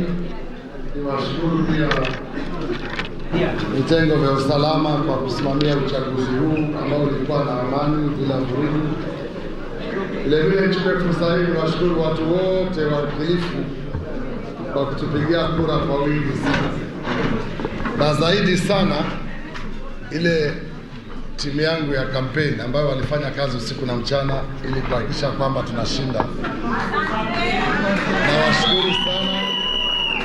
Nawashukuru sana kwa kuchukua muda wenu, masaa yenu, kukaa bila familia zenu ili kusimama na mimi mpaka tukapata ushindi.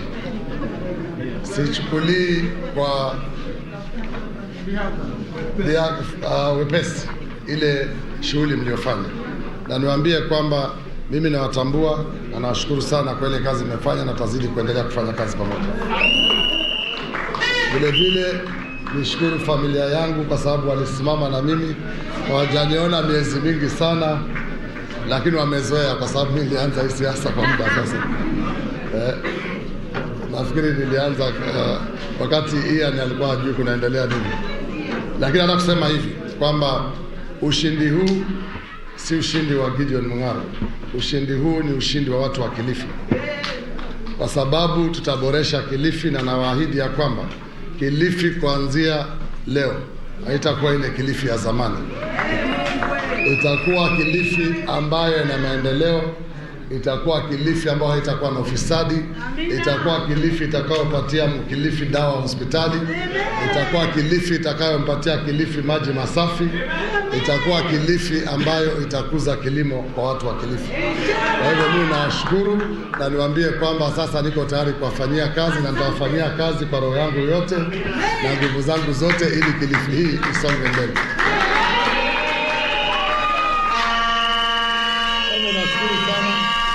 Nawashukuru sana sana, na baada ya tutafanya tarehe 25 tutaapishwa rasmi hapa kwa kaunti ya Kilifi. Baada ya kuapishwa, mimi na wenzangu hao ambao tulishirikiana kufanya kampeni nikiwa ndio kiongozi wao, tutazunguka kaunti ya Kilifi tuambie watu wa Kilifi asante kwa kura zao, alafu tukimaliza tuanze kazi. Lakini tutatupa wiki kidogo, angaa moja ya kupumzika kama mbili, si ndio? Sasa itakuwa ni sawa. Ndio tukirudi tuwe na energy ya kuwafanyia kazi. Ubarikiwe sana, na washukuru sana kwa mchango wenu, na washukuru sana kwa bidii zenu, na pia niwashukuru wenzangu wale ambao tulipingana. Niwashukuru kwa sababu hao pia walikuwa wapinzani thabiti, walikuwa wapinzani waliokuwa na uzoefu, lakini mimi niliibuka mshindi, na niliibuka mshindi kwa sababu watu wa Kilifi waliona sera zangu zitawaendesha mbele zaidi, na nawaalika kwamba hao sasa Kilifi iwe na amani, tushirikiane pamoja, hata kama hawapo kwa serikali yangu, lakini wajue kwamba sisi ni wana Kilifi na lazima tushirikiane, tusukume Kilifi mbele. Asanteni sana, Mungu awabariki. Nichukue wakati huu pia nimjulishe mwenzangu ambaye the governor-elect of Kilifi County, Gideon Mung'aro, and my apologies, just need to clear my throat. He served as the Chief Administrative Secretary in the Ministry of Lands under the Jubilee government since 2018. He had to leave office to go and seek political office, as is required by law, and he has been elected as the second governor of Kilifi County. Remember, Kilifi County is one of the 21 counties which did not have incumbents coming into this election. And yesterday we saw Uasin Gishu get a new governor-elect, Jonathan B. And the other a county that did not have an incumbency, that had a new governor, we saw Sospita Ojamong. He lost the Teso South seat, but Paulo Tuoma coming in as the new governor of Busia County. Okoth Obado is the outgoing governor of Migori County. Ochilo Ayako, Dr. Ochilo Ayako, Senator Ochilo Ayako is the governor-elect of Migori County, which did not have an incumbency. We also had Cyprian Awiti, outgoing governor, Homa Bay County. Gladys Wanga is the governor-elect, and that is in Homa Bay County. And Alfred Mutua, Machakos County, he was outgoing. Wavinya Ndeti, that is now another governor who's come in and taken office from where there was no incumbency. So those are some of the 21 governors where there are 21 counties where there were no incumbencies, which means that there's going to be a new governor. So we will be keeping tabs on all of those counties where there are no incumbencies, with the exception of Kakamega and Mombasa counties where the elections will be held on to the 23rd. Well, we've had to hold on to a conversation about women who've been elected and the offices that they are going to hold. And why don't we start with the woman county member of the National Assembly? Shiksha Arora has got those whose election has been verified by the IBC. Thank you very much for that, Wahome. Now let's just take a look at the numbers and of course the women rep winners.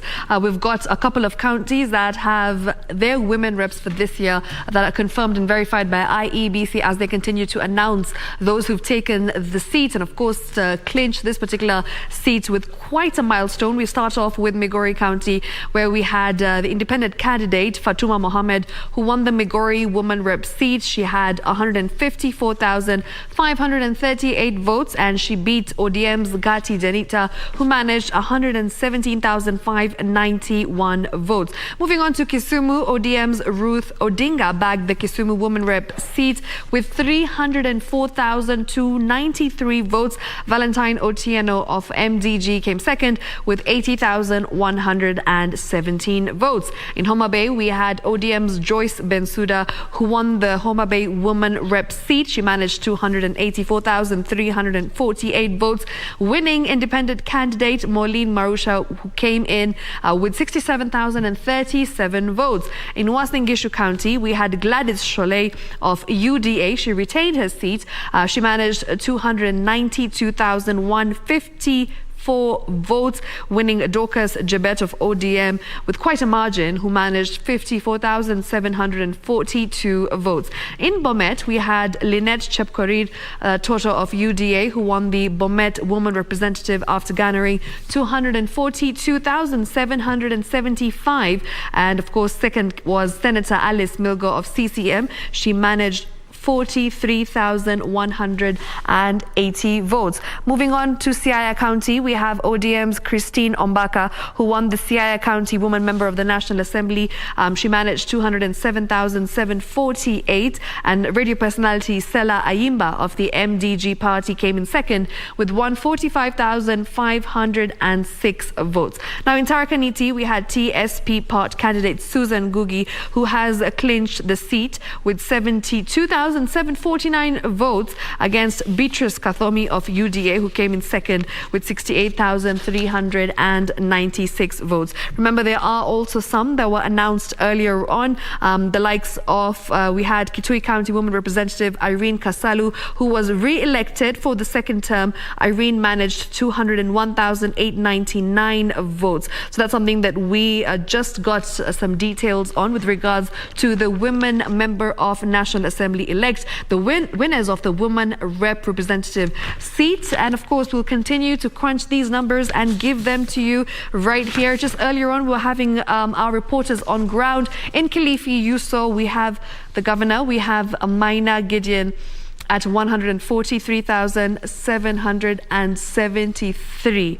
Right, of course, we've got former Devolution CAS, that's Gideon Mungaro, who is the new Kilifi governor. The senator of Kilifi is Stuart Madzayo, serving for the third time. And we have Gertrude Mbaye, who was re-elected as the woman rep for Kilifi County. We also have our reporter who is following up on the Nairobi gubernatorial results. Of course, she'll also be giving us more information on the senator and the women rep seat. So we're going to be taking a look at that later on as well. But for now, remember, we're continuing to have this conversation in studio with our guests. Wahome has been taking us through, several elements and aspects of this conversation. And of course, in terms of who the new governors are, in terms of who has been re-elected, in terms of who's lost their seat. So these are a few things that we have been discussing with our guests in studio. So we will definitely get more information on that with regards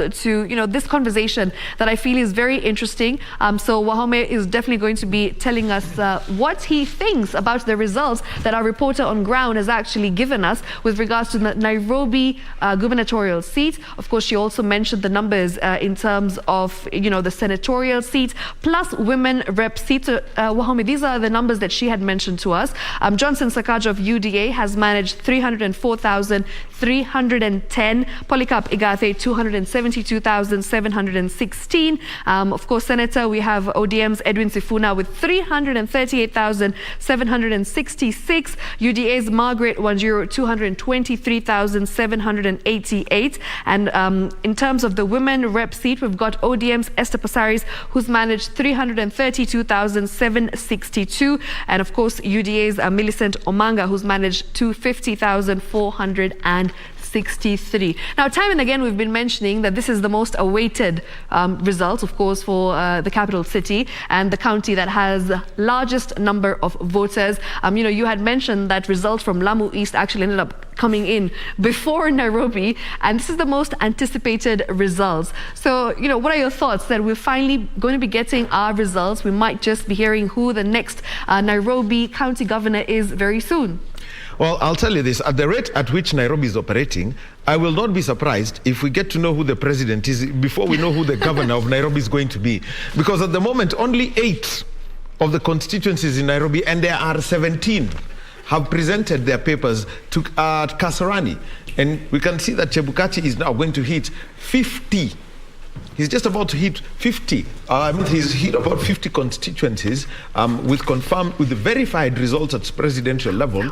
Nairobi is taking longer than the nation in confirming all the seats that are required. So we just might get to know who's there. But there is an oddity here that I would like to bring out and have our panelists on my immediate left. Awino Gilbert, a communications expert, and David Tayo, who's managing partner, Africa Social Financing Center.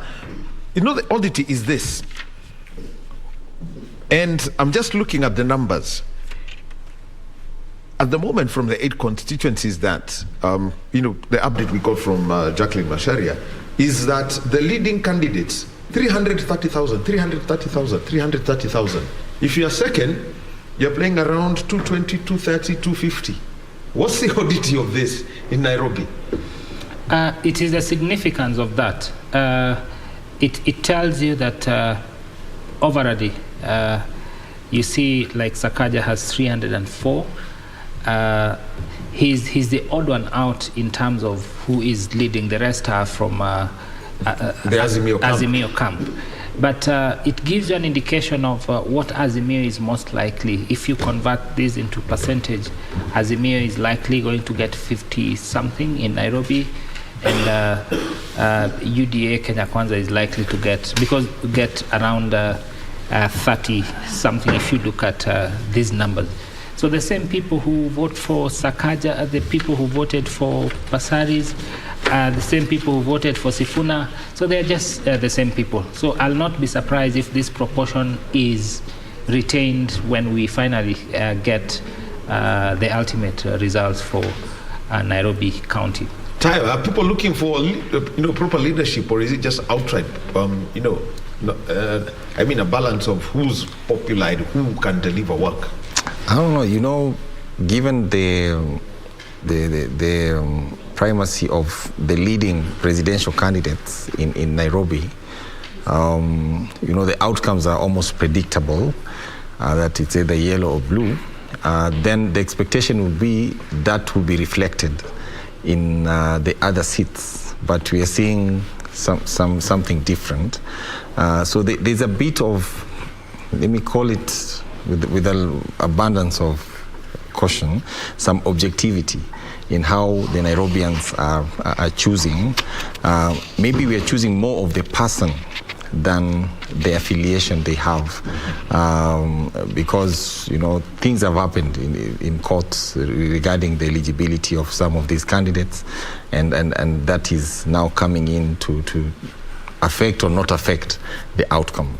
So we need to see more of that we will look at you as the person, not necessarily where you belong. But of course, we must look at the benefit of the institutional backing behind you, meaning the party. Because as again we saw from the previous regimes in Nairobi, the cooperation between the devolved unit and the national government is important in delivering services to Mwananchi. And so we are bound to see quicker delivery if the devolved unit is aligned to the government. If they come from the same party, of course, discussions will be much easier. Negotiations will have to precede some cooperation if they come from different parties and those kind of dynamics. But, you know, in Africa, they say the people in the kitchen eat last. So maybe that's what is happening now, that we will know the results from Nairobi last. But it's a very odd thing, really. We really need to be leading the country in showing what should be done, you know? Efficiency. Yes, yes. But I think Nairobi is a unique county. First of all, it's the only county. It's number 40. It's the last. Mm-hmm. So first, you'd imagine that they are playing. So there was the same way they are last on the numbering system. They want to be last. On a light note, but it's also one of the most popular, I think, voting blocks in the entire republic, with a GDP almost equivalent or more than Rwanda and Burundi, and the population is also quite high. I am not surprised the way these things are actually panning out. And Nairobi has traditionally been Raila, even in the past, 2017, 2013, 2007, even though he may not have ascended to presidency. But if you look at the voting pattern, he has always gotten more votes. The only person who has challenge that, but in his private capacity, is Senator and then Governor Sonko, who managed to even get more votes than his presidential candidate. Yes. And even interesting enough. Even in 2017, he got more, and Jubilee was able to take the mantle of Nairobi leadership. 2013, it was Kidero. Now we are seeing it's going to most likely it will go to William Ruto. But why Sakaja is poised to win this is maybe different from the party considerations, because the same people who are voting for Sakaja are certainly the people, some of whom voted for Pasaris and for Sifuna. And here is where objectivity, the paradox objectivity comes in, because my brother here has just mentioned the credibility and the issues around certain candidates. But when you come to the voter, perhaps they were looking at much more than perhaps we put out there. For example, why I think Sakaja was bound to win this is in his messaging. He was able to remain true to his messaging consistently, looking undeterred, whatever the challenge is. And always the voter looks for that person with the resilience that I would like to be. I have been so beaten, but I still come out and go to the next level. Two is the way he carried out his campaigns. He came out as believable. He invested in media and optics to the extent that even, you remember when he had the issue with the Commission for University Education, it took some time, but when he came back with the figures telling us how that in effect has actually given him more ratings. Compared to Igathe, a solid candidate, but who messed up in terms of how then do you package yourself for you to be believed by the electorate. I think the electorate making fun of him too. Yes, for example, him being taken, photos in a matatu, trying to look simple in every way, but the way he speaks tells you this is an oligarch in every sense. Serving people in a bar, for example, the average Nairobian will not be in a bar on a Thursday evening. Perhaps they are just revelers who have come from Yeah, so in terms of the messaging that he, and how the seriousness with which he is supposed to be in this, right, the seriousness with which the electorate in Nairobi expects their governor to be, he missed it, particularly coming from a point where we had a governor who was trying to behave like a white man in the UK, you know, where you see all those things that he was doing. Governor Nairobi, Syria. Yeah. Then now another one is coming, cleaning the toilet. Tomorrow you're dancing, you know, things like that. And later punching walls. So it belittled, and it brought the sad reminder of, do you want to take us back to where we were? So if you have two, who then is a better? That's the reason, I think, in terms of messaging, that Sakaja is taking it. Now, well, talking about Nairobi voting patterns, something happened in Nairobi. Then this is something that you'd only find in the old dispensation or with extremely popular candidates. This happened in Westlands constituency. Timothy Wanyonyi was elected for a third term. 2013 was his first term, 2017 was his third term, 2018 was his third term. It's not the absolute number of votes that he got, 58,000 plus in Westlands constituency. It's the fact that he won in every polling station. Now, let me just put Westlands into context for you. Westlands is primarily divided by Waiyaki Way. To the west is Kangemi, where there is a huge basket of votes.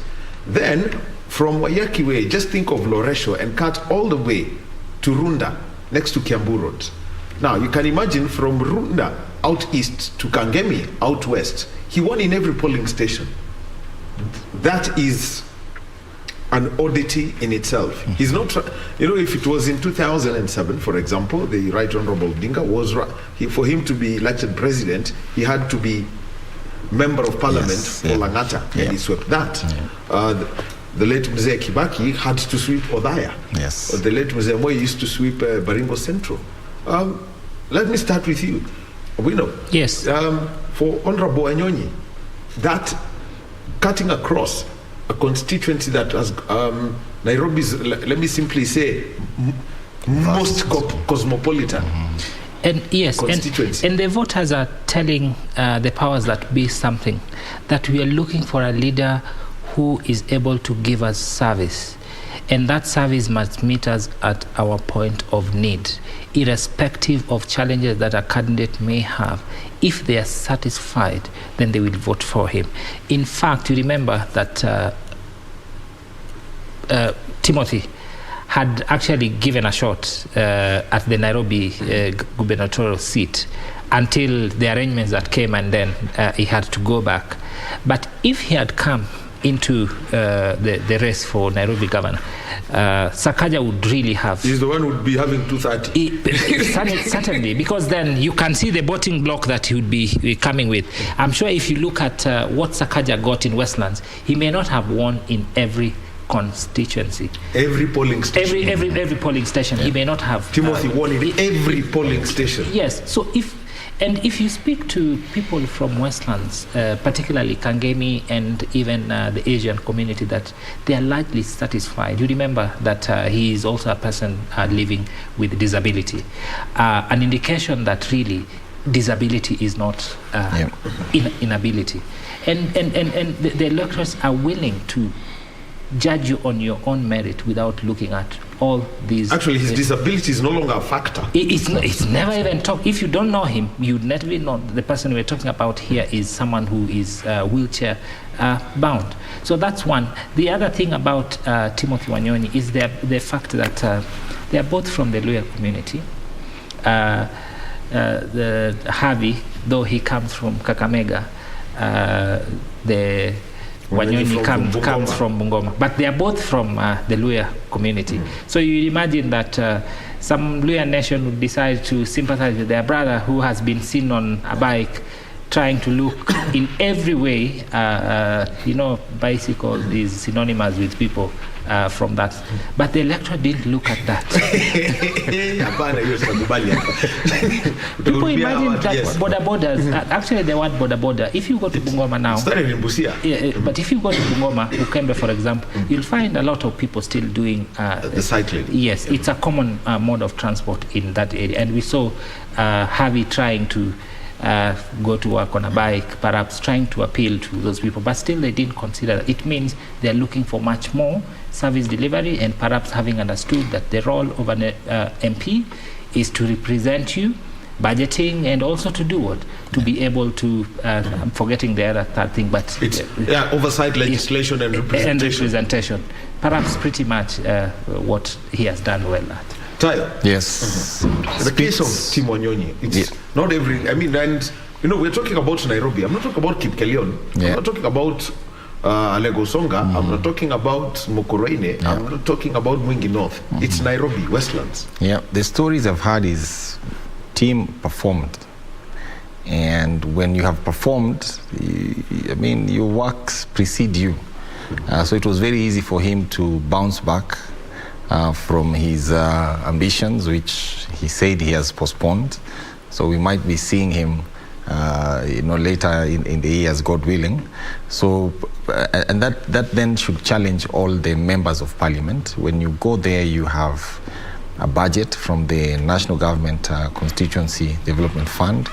I mean, use it for the benefit of the people, and they will see that you are really applying resources to their benefit.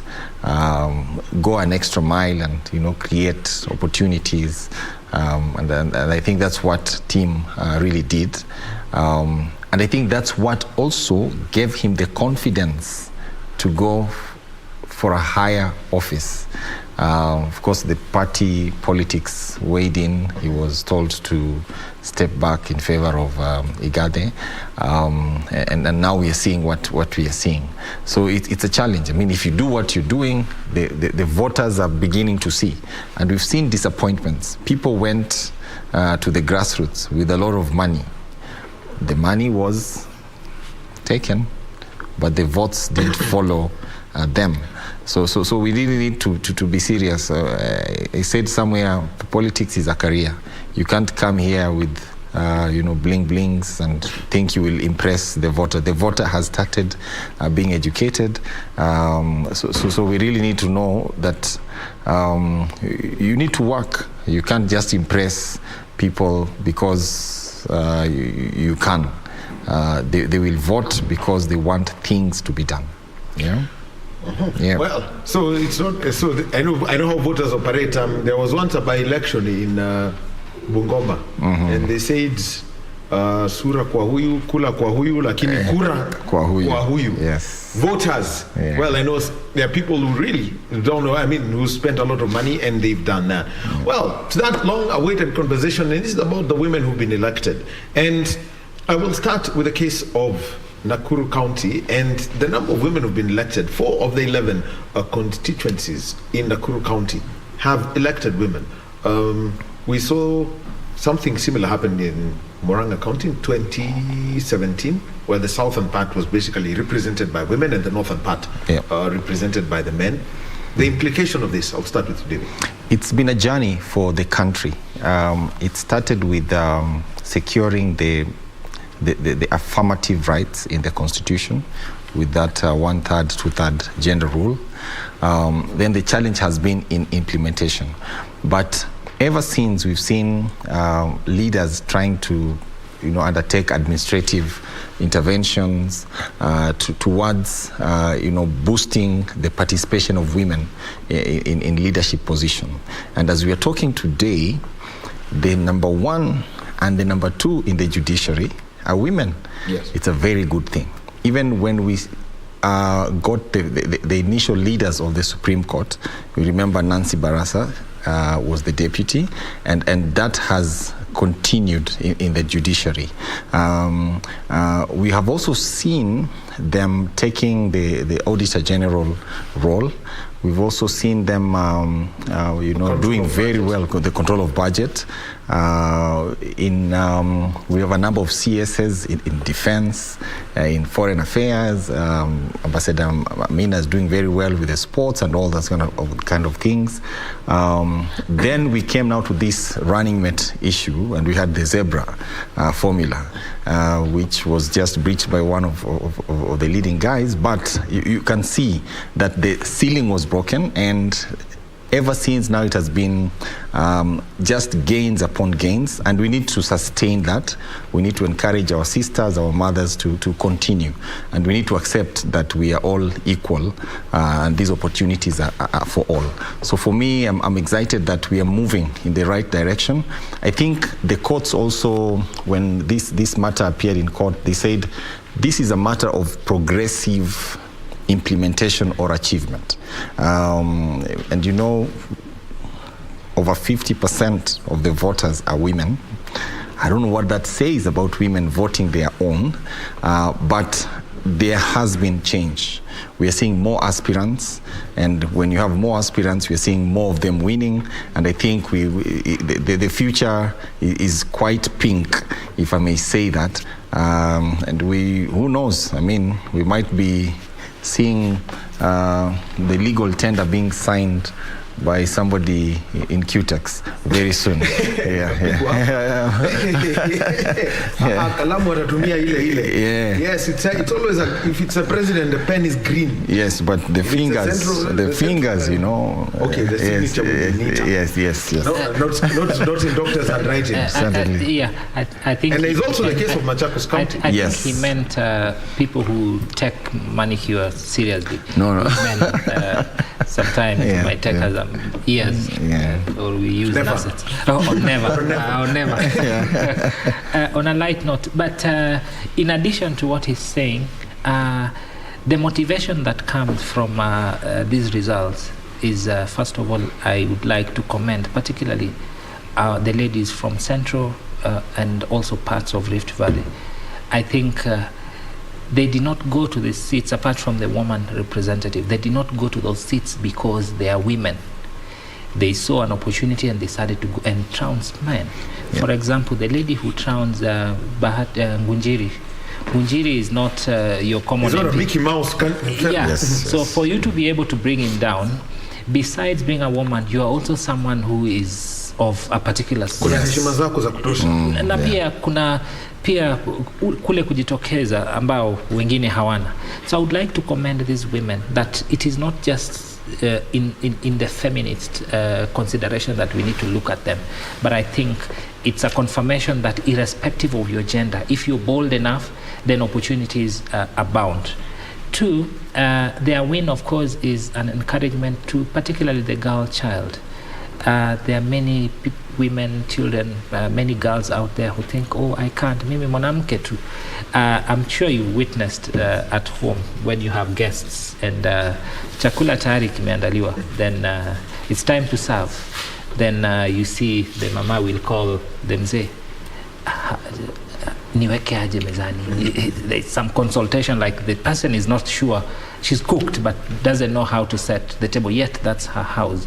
But it's an indication, I mean, it's an encouragement to the girls that if indeed they can make it, then tomorrow you can as well make it.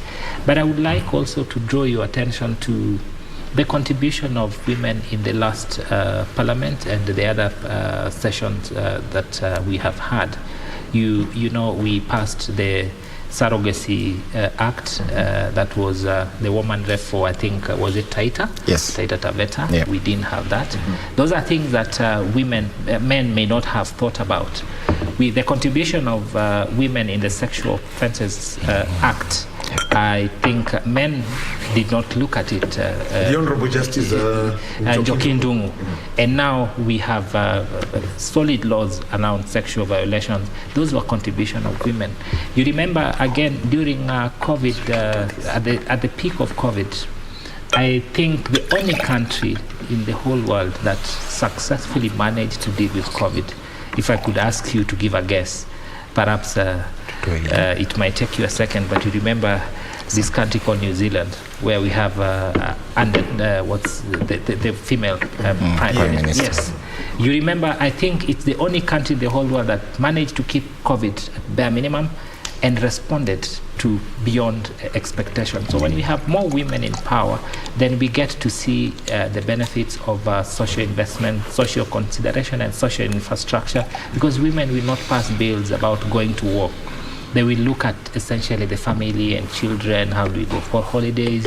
So I think with more women in legislative roles, then you can expect that kind of response to our issues as opposed to the hard things that men think of, especially around the global issues and finance and the rest. Yeah. Well, and that is we know Gilbert prefers to be known as AG. I won't use the term AG. Well, we know the AG, so that doesn't look like he's yeah, he will. Just about. The Attorney General. Well, government is being formed. So, what we shall be what the pictures that are on your screen right now that you're seeing are at Bomas of Kenya. And last night, IBC chairman Wafula Chebukati said that he needs more workstation after he got 80 returning officers who are in a queue who had presented their Form 34Bs and the Form 34As, which were to be compared with those which are already loaded onto their portal. And this is for verification as they move towards the presidential tally. So those were the pictures that you've seen at the Bomas of Kenya. And remember, 291 have got to be confirmed. I can tell you that there is one form that only Chebukati deals with, the diaspora one. That set of forms, the 27 of them, it's a case of tukisema kwa mkutano nyuma ya tent peke yake. Just confirming that they are okay from the 27 polling stations outside of Kenya, and for the rest, they all have got to be presented to his team by the returning officers, and the commissioners are going to be making those announcements periodically. Remember, he's got 7 days to make that announcement. We continue with this conversation, and this is about women leadership. And Tayo, there's something you told me, and this, unlike the National Assembly, where they've got to pass a law so that they can, have that the one-third rule applying in the National Assembly. Yep. For county assemblies, they've got to nominate. Yes. I'll be coming to you because you gave me a curious case of Taveta County. Yes. But at the moment, Mombasa woman, member of the National Assembly, Zamzam, is speaking at the moment. Let us listen. Nilimwambia baba, I'll deliver this into your hands. Na leo nimedeliver baba, na mimi naamini mahali baba yuko, yeye pia atapata ushindi kwa sababu kura zake zimetoka nyingi sana. Mahali yuko namwombea baba apate ushindi, ndio tutasherehekea pamoja kama timu yetu ya timu Azimio.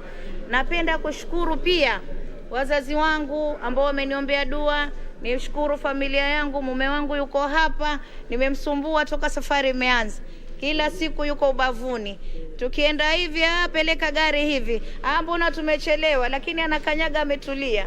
Namshukuru sana Baba Razia, I love you so much. Nashukuru sana. Nashukuru sana tena sana. Na kuna wenzangu ambao mimi ningependa kuwapa kongole na kuwashukuru, walinishika mkono sana katika safari yangu. Nyinyi mwajua kina mama katika kazi hii ya siasa wengi sana huwa katika hali ya chini, lakini kuna ndugu zangu ambaye mmoja nampongeza sana, ndugu yangu japokuwa hakupata, Said Abdalla Wanyali amenishika mkono sana tena sana. Saido, mahali huko Mwenyezi Mungu akubariki, na ninaamini siku moja utakuja kuchukua uongozi. A very very humble person. Nimshukuru dadangu kipenzi Mekatilili the second, Mama Mishi Mboko, ametembea na tumefanya teamwork, amenisaidia kuuza ajenda zangu, amenishika mkono kama dada yake. Na mimi namwambia Mishi Mboko, I'll never let you down. You are my sister from now onwards. Umenionyesha wema na mimi nitaregesha wema, and we are going to shine together. Niweze kumshukuru pia ndugu yangu Badi Twalib wa kule Jomvu. Alinishika mkono yeye na Mishimboko na Saido toka nomination. Hawakuniacha mpaka hivi, mpaka tunamaliza. Badi, thank you so much. Fulangenge Garang de Mabor, nakupenda sana ndugu yangu. Umefanya nimedeliver Jomvu, na kweli hata mkiangalia katika kinyang'anyiro cha women rep, mimi kura zangu zimetoka nyingi sana. Zingine hata zimepita wabunge. Hiyo onyesha wabunge walifanya kazi nzuri, wakaniongezea. Si kweli? Kwa sababu mimi nilifanya ya kwangu na wao pia wakanisaidia upande wao. Kura zimetoka nyingi sana sana sana. Kisauni niwashukuru wana Mwakirunge. Nimeenda huko siku moja kuuza ajenda yangu, mmenipatia kura kwa wingi sana. Sana tena sana. Pengine sasa kuna wahili wa mama ama wakati na baada ya kuwa nawashukuru, mimi nataka niwaambie wakazi wa Mombasa, Mama Zamzam nimepangia vijana mambo mazuri sana. Katika yale tulikuwa tunazungumza katika manifesto yangu, mambo ya ajira, mambo ya entrepreneurship, mambo ya rehabilitation center, hayo mambo yote nimepanga kwa vijana katika kiti changu cha kina mama. Kina mama nimewapangia biashara kimkem. Kina mama wa Mombasa, mulikuwa maisha yenu yako chini, mulikuwa mmesaulika, lakini Mama Zamzam mimi nataka niwaahidi kama nilivyoelezea, nimepita na mshukuru Mungu na nitawanyanyua. Kwa hiyo kaeni tayari na vikundi vyenu, tutakuwa tuangalie masuala ya biashara, masuala ya afya, girl child, tuangalie wale waliopata mimba za mapema kabla hawajamaliza skuli, ni walipie school fees warudi mashuleni. Wale ambao pia hawawezi kurudi skuli, tuwapeleka trainings na waweze kupata ajira na mikakati kabisa ya skills, wapate wenye kufanya saloon, wenye baking, wenye kufanya yani mambo ya upishi, kila kitu iko katika kiti cha kina mama. Na walemavu pia, kiti hichi ni chenu. Kama mimi napanga hata kukaa na dada yangu Ramla katika ofisi yangu, ili walemavu waweze kupata haki yao, kwa sababu yeye anawaelewa zaidi na matatizo yao. Kwa hiyo nitakuwa na mlemavu ndani ya ofisi yangu, tufanye naye kazi pamoja. Kwa hayo na mengi mazuri yanakuja, kaeni kina mama na biashara. Asanteni sana Mombasa. I love you so much. I love you.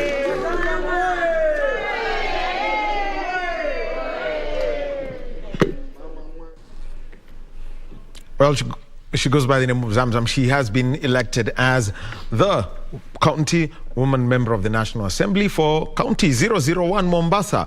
And we've listened to her live as we continue with this conversation on Kenya Decides about women who've been elected and some of the impacts and what the law says about some of these things.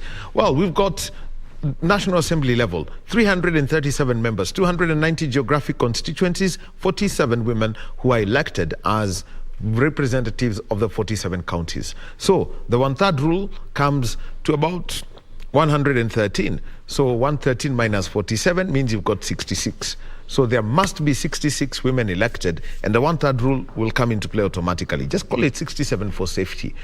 But if that doesn't happen, the National Assembly will have to pass a law so that more women are nominated to put a balance, to give some little bit of, to give that balance based on the 1/3 rule.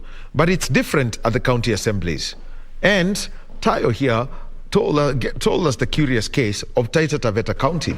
There are 20 wards in Taita Taveta County and only one elected a woman. Yes. What's the implication? They now have got to nominate 10 women for the 1/3 rule. Yes. Just tell us about that and the implication. You're from the finance side of things. Yeah. And what it means to the county of Taita Taveta. Back to that concept, we are talking about the cost of compliance. If we don't comply, we will have to incur some costs to comply, and now this balloons the wage bill for the county assembly. To nominate. Of course, politics will have to go into it, and so that we comply. But two things I want to mention. I could be wrong, but I think Honorable Naomi Shaban, former MP for Taveta, was the first person to concede based on what I saw on the media. So again, we're seeing another... It's up for 20 years. Yes. So we're seeing another side of women, that they are very honorable. When they lose, they lose and accept. So I think we need to follow that route, and I think we must congratulate Honorable Naomi for taking that lead. Sasa tuseme ile mzuri kwanza. Hii moto wachana nayo. Then Lamu East, Rueda has also taken it, and this is the first one in that very patriarchal society, and the religious undertones also come into play, and so we must congratulate, because cost is also coming out and appreciating leaders for leaders, not based on their gender. And so we need to continue to encourage that. It's good for our daughters, our sisters, to see that and move forward. And not to mention again that Rueda is a pilot. So unaona anapaa juu na anapaa kisiasa. Asante. Haya, sawa, tarudi kwako kwa sababu tajua kati ya ndege na nyumba gani kupa. Kuna chama inaitwa PA, kwa hivyo chunga. Sawa, tutaangalia pia basi haya maneno. But we'll be coming back to Awino Gilbert to weigh in on that case and the implications and what it means. But Shiksha Arora, she's been keeping us abreast with the numbers. Let's go over to her. Thank you, Wahome, for that. Now, remember, the entire day we've been crunching numbers right here on KBC Channel 1 as we get them from Bomas of Kenya. So we've got our reporter. She's live at Bomas of Kenya. That's Regina Manyara. And she will be giving us a breakdown of the day's events, remember, all the way from 7 a.m. until now. So she's going to be giving us an outline of what exactly happened and key things that, we need to be on the lookout for with regards to today's occurrences. Regina, I hope you're keeping well and keeping warm. What exactly do you have for us in terms of a breakdown of the day? Now, Shiksha, thank you very much for that kind intro. Yes, we are taking care of ourselves. The temperature here feels like 14 degrees Celsius. So if you see us in hats, gloves and the likes, well, it's just trying to keep warm. What you're seeing on the screen is how it's looking like just some few minutes past the witching hour, 3 a.m. What you can see is Kanini Kega there, who already considered defeat, as well as TJ Kajwang, who has been making quite the scene over the last since yesterday, given that it's already 3 a.m. in the morning on Saturday morning, in regard to some of the agreements that had been made between the IEBC agents, chief agents and party agents in regard to the conduct during the verification exercise that is currently underway. Next to him there, just a tier there, we're also seeing Wycliffe Oparanya, and we can also see Elizabeth Metoff from the crowd, just to show you that the exercise that they're terming as Kulinda Kura is still underway round the clock. Now I want to take you across the Uchaguzi Hall, Shiksha and Wahome, to just give you a feel that also the commissioners are burning the midnight oil. What you can see right now is IEBC officials continue to verify the Form 34Bs. Remember, by end of date around 5 p.m. Friday, 290 Form 34Bs were already within the National Tallying Center, and this is an exercise that is currently ongoing. At the dais there, we have none other than IEBC Vice Chair, that is Juliana Cherera, flanked by Commissioner Irene Masit there. The lady is holding vigil as this process continues. Earlier on, we had a brief from none other than IEBC Chair Wafula Chebukati, who also went further to inform the public that as IEBC, they are worried about the whereabouts of one of their own, the returning officer at Embakasi East, who is considered missing, and that the relevant officials have been notified. As it stands right now, we are at 47 constituencies confirmed, with the results there being read out interchangeably by various commissioners, including Commissioner Wanderi there, who gave us the recent reports from Ugenya, as well as Unguja, Teso North and Muhoroni, which happens to be in Kisumu. Now, looking at the numbers, let me just give you an overview. Remember that the IEBC chairperson, Wafula Chebukati, is the official RO in as far as the presidential results are concerned. So Raila Amolo Odinga is at the front with a total of 1,390,253 votes. That is the latest, just some few minutes past 3 a.m. This represents a 59.72%. Ruto, his close competitor, comes in second with 922,657 votes, representing 39.63% of the votes that have been verified. IEBC chair has been very clear to not just the media but also members of the public in regard to declaring themselves winners, and they have to wait for the IEBC to authenticate what they have been uploading as a Form 34As against the Form 34As original, as well as the Form 34Bs that is currently underway. Now, talking about what is required for one to be declared the president. So IEBC is also monitoring how many counties these particular candidates are garnering at least 25% of the votes. So Raila has 18 counties where he has scored over 25% plus, and Ruto has presence in 22 counties and counting. So far, 47 constituencies have they recorded their outcome out of a possible 290. So the night is rather long. IEBC had earlier promised Kenyans who are eagerly waiting for the outcome of this particular process that by end of today, or that was yesterday, now this is morning Saturday, that at least they'll have covered half of the 290 constituencies there. Now, there's been a bit of, commotion here and there between political leaders and IEBC agents, and the recent one being a claim by some of the politicians at the floor of the House, being Uchaguzi Hall, claiming that there was an IEBC agent who had walked out with a laptop, and that was just in contravention over some rules of conduct, or rather the code of conduct that the chief agents had set earlier on Friday.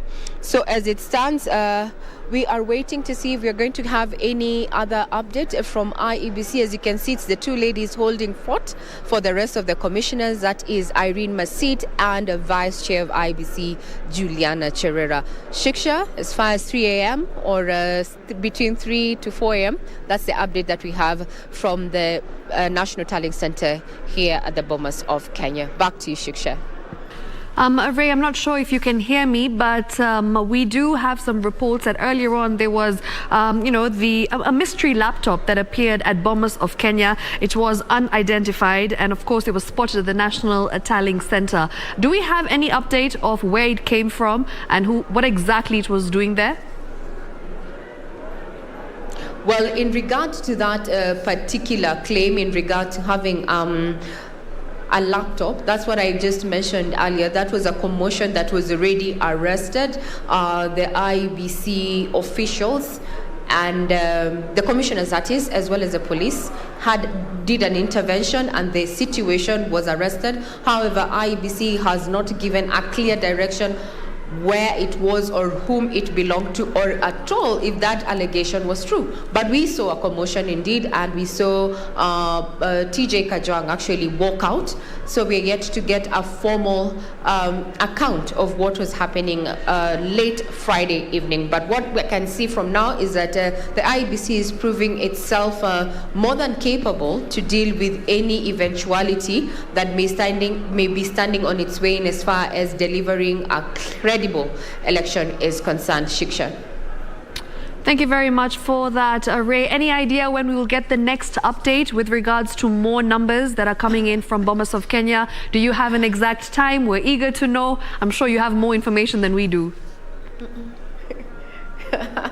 Well, unfortunately, we're playing it by the ear, Shiksha. We're also waiting. We're burning the midnight oil here. And we are at the behest or the mercy of the IEBC commissioners. Once they have it done, well, they take to the podium and give us the results. So it's a game of wait and see.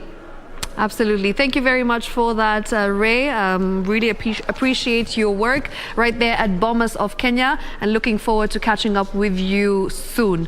Of course, that was the update coming in live from Bomas of Kenya, of course, in terms of what exactly we've seen today, the occurrences of the day, the incidents, a few discrepancies here and there, but nothing too serious. Things that have been addressed by IEBC, and seems like all is A-OK. So as far as numbers numbers are concerned.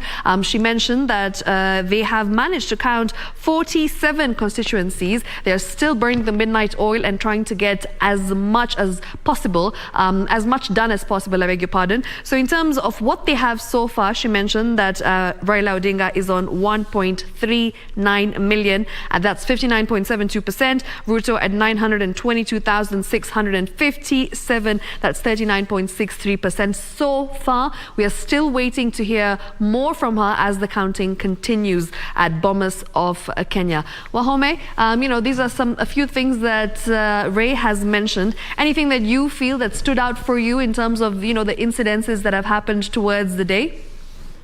Well, today I think it has just been what Wafula Chebukati has been trying to put and make clear today is that, you see, we've got our politicians. For most of them, if you just basically take a look at how would I describe it, is that when they're done with their roles down there at constituency level or whatever post they're taking, what happens is, and this was from my experience in 2013, they just check into Bomas. Yeah. And what he's done is put some order to it. We remember very well that each presidential candidate, had to publicly name who the people who are going to be their agents, absolutely, or advocates in this case when it comes to the National Tallying Center. Yes. Because 2013 was chaotic. I still remember Governor Ngilu at that time. I think she was on the Jubilee Coalition side. Governor Ngilu and who was it? I think it was, and Sakaja and the team. They checked in at around 2:48 a.m. And then gave a press statement. They're taking too long. There's Then half an hour later, in the cold of Bomas, 12 degrees Celsius over an Easter week, in an April weekend. James Orengo Mudhama, they come in with a similar statement but different phrases and different tones. So there is more order at the Bomas of Kenya. It's good that it's been put. That has stood out for me. And they've simply said, look, this is being carried out. Yes. Otherwise, if they move the way of the forensic audit, this election is going to create a mess. Because it's going to take so long. He simply said, we can't work this way. So tell me who's going to what table. Give me your agent, give me your agent. There are only four. For David Mwaure, George Wajakoya, Raila Odinga, William Ruto. So we could say, in a nutshell, that in terms of planning and organization, that this year has been done better in comparison to the others? Over the years, it's getting better. Yes. It's getting better. At times, it has been, I can tell you, it's been totally chaotic. Right. And you can see, not anyone is allowed there. And also, the issue of the laptop, he simply said, look, we know you people have already downloaded these forms from our portal. Yes. So we don't expect you to come with a suitcase or a carton. Electronic device. of 4,600 papers. Just to, 46,200 papers, so that you can keep cross-checking. They're in electronic form. So if you're going to move in there, it is known who has which laptop. So there's order to it, and that is what changes everything. Otherwise, if at 3 a.m. it's this peaceful at Bomas, at this time, from my previous experiences, this is way much better. So, okay, as much as we're saying that it's more organized and there's more planning that's been put into place for this year's election, can we also say that that also means that it is a longer wait to get the results? Well, he has the thing, when somebody has a legal timeline, yes, they can use it to the very end. Right until the last minute. Yes. He can use it until 4:31 p.m. on the 16th. And he will do nothing. Absolutely nothing. Complain. And again, the IBC has what they've been telling people. Yes. What we can access, you can access. So if you're in a hurry to know, download the forms and tabulate it yourself. Absolutely. But just so that we don't lose that point, I would have been happy to have this statistic, because there is a mention that the forms have already come. Yes.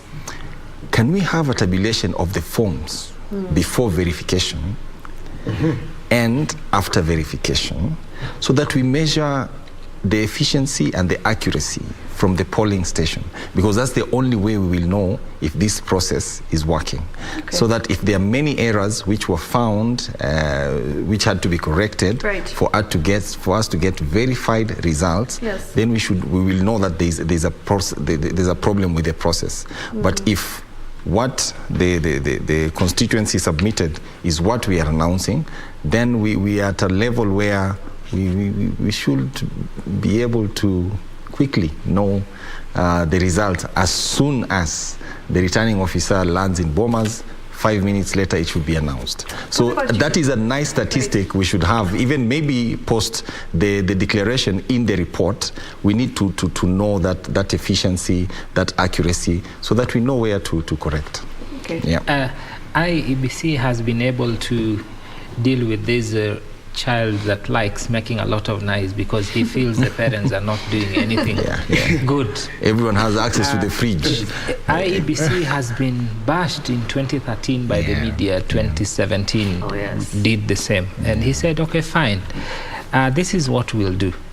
Mzigo wa mwenzio ni kanda la usufi.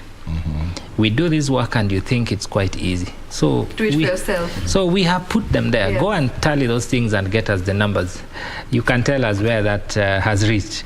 But essentially what he has achieved is that the bashing that comes from the media, we now empathize with him that really this guy has a lot of work that has to be done. So let's just be patient. And I think even what that did, it gave the politicians an opportunity, the big shots. Perhaps they had an interaction with their agents who told them, man, this thing is quite some job. So let's just give them time. This is the first time that we are having an election and none of the big contenders is coming and saying, we want it tomorrow. If you don't give us what you already have, and Kenyans are going on with their duties, even though at a diminished level. But the other thing that you note is that IEBC also considered the internal climate of the people who are going to be with them until it's done. They thought of a choir. I think, though the choir is not for the public, but I can imagine occasionally when it gets really boring, then they can sing to you. Those who are dozing can get something to, keep them entertained. Further, due to the delayance of the results, but of course with our understanding, having tried what they are doing and managed a little success, it has created room for people on social media to vent as much as they can. And I remember one of the memes on social media that I saw and really sent me into piles of laughter. There were two hyenas and they are running after Wajakoya and they're asking him, what did you say? Can you repeat? Can you repeat? With a light touch. I mean, so then it has given us an opportunity to, think about elections, but on a light note, and hope that things will be better. Let's ease the climate, of course, and the temperature, and just make things a little cooler and calmer. Because, in comparison to the other years, the temperature was high up there. So this time around, I feel like things are quite different. Yes, and I think, Awino mentioned something about, the media and the challenge that they've come. Yes. One of the most respected, editorial leaders in the country, Butuma Matthew, he simply said, when it came down to these numbers, he just simply said, guys, we have you need to start giving those people credit. Yes. Because for any media house, he simply admitted that you actually need 46,200. Actually, about 100,000. Yes, actually, how many? About double the number. Double the number. Yes. Because you need an alternate arrangement. Yes. Right. Per media house. So if you're going, David, you are doing the math. It's coming to how much? Yes, you can't pay a Kenyan 500 per day. So we can estimate 1,000 a day. Okay. Then if we were to send somebody to Lamu or to Turkana, you need to transport them there, accommodate them there. So if it costs any person, 10,000 to have an agent in every polling station, you can calculate the budget. It's almost 460 million. I mean, who has that money? This kind of so it's those a are super serious profits on the stock exchange. Yes, it's a serious enterprise. I think there's a learning point. Yes. The same way, I know I'm repeating what has been said. The same way the media organized Right. the debate. All right, let's interrupt this. Yes, Let's move over to the Bombers of Kenya, please. Okay, yep. As announcements are being made by Commissioner Wanderi. Yeah. Total valid votes 42,150. Rejected 484. Odinga Raila 29,198. Ruto William 12,706. Waihiga David 81. Wajakoya George 165.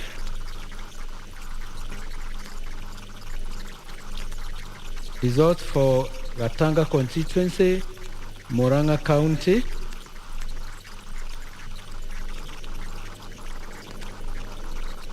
Total registered voters 101,296.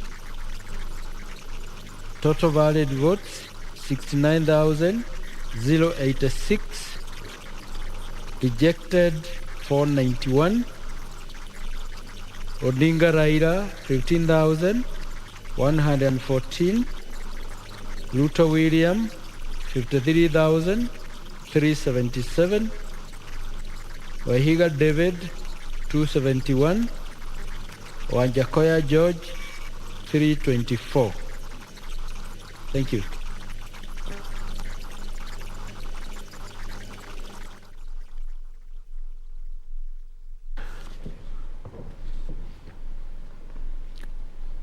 Well, that is Commissioner Wanderi, who was reading some of the results that have been verified by the Independent Election Boundaries Commission, and this is from the 290 constituencies. And in the background, well, that is the choir that Awino was talking about, that is happening there. And also, you know, talking about social media and some of the memes that are there. Breaking news. So this is pick one. KWS Observer Mission visits the National Tallying Center at Bomas of Kenya to have a word with Chebukati-led electoral body. You already have an idea of which candidate that can be. Who's trying to vote the CITES. The Kenya ratified. Yes. You know, the Treaty on the Protection of Wildlife. Yes. So they are out there trying to confirm, but we also know that they just live around there. The national park is opposite Bomas. Yeah. So they're wondering why so many people at one point and no traditional dancers. In fact, just yesterday was International Elephant Day. Just thought I'd mention that. Yeah. Oh, really? So wildlife. Yes. So the elephants didn't come. But No, unfortunately. I guess that's the elephant in the room. Yeah. there would have been one. And so remember that, yes, our team as Bomas of Kenya will be keeping us briefed on what's happening. And also, Jacqueline Mashara is in Nairobi, county number 47, which is still lagging only 8 of the 17 constituencies. Can you imagine? Just kupeleka tu vitu Kasarani. You, I mean, what I would like. Muulize shida ni nini? And also we want to find out if Kasarani have taken theirs to Kasarani. Yes. Because they just might be across the road. Yeah. It's the oddity of being in the capital around election season. So this time around, my director Wilson says he wants to have a cup of coffee and also a little bit of snacks. Well, everyone deserves a little break. I need a little bit of coffee too. And so we will be back. We'll be taking a look at the numbers. I know Shiksha's got the numbers of the governor's elect. Also, we shall be getting updates from the last results that were read by Commissioner Wanderi. So you keep it. Kenya Decides. We'll be back with more conversations as we hit dawn on Saturday.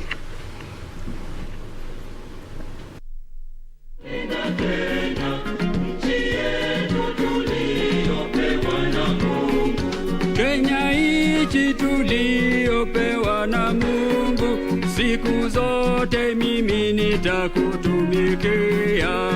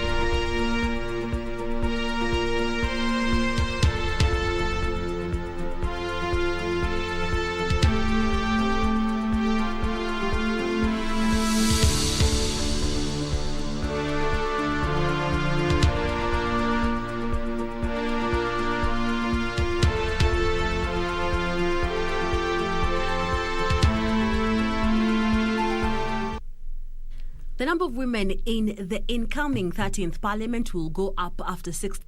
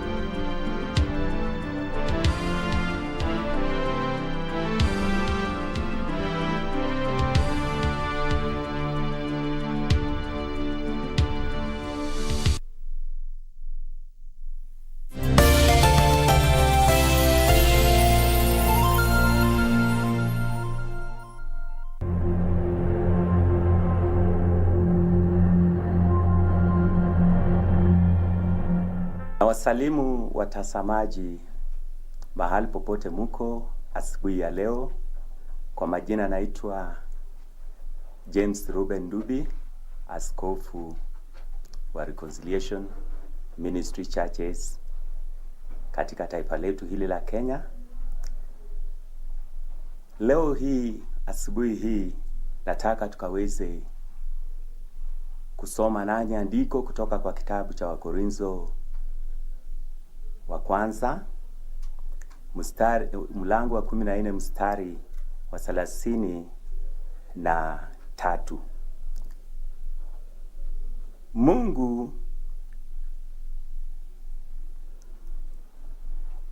Mungu sio Mungu wa fujo, ila wa amani. Mungu wetu yule aliyetuumba, Mungu yule anayetupa uhai, Mungu wetu sio Mungu wa fujo, mbali Mungu wetu ni Mungu wa amani. Fujo inaletwa na nini?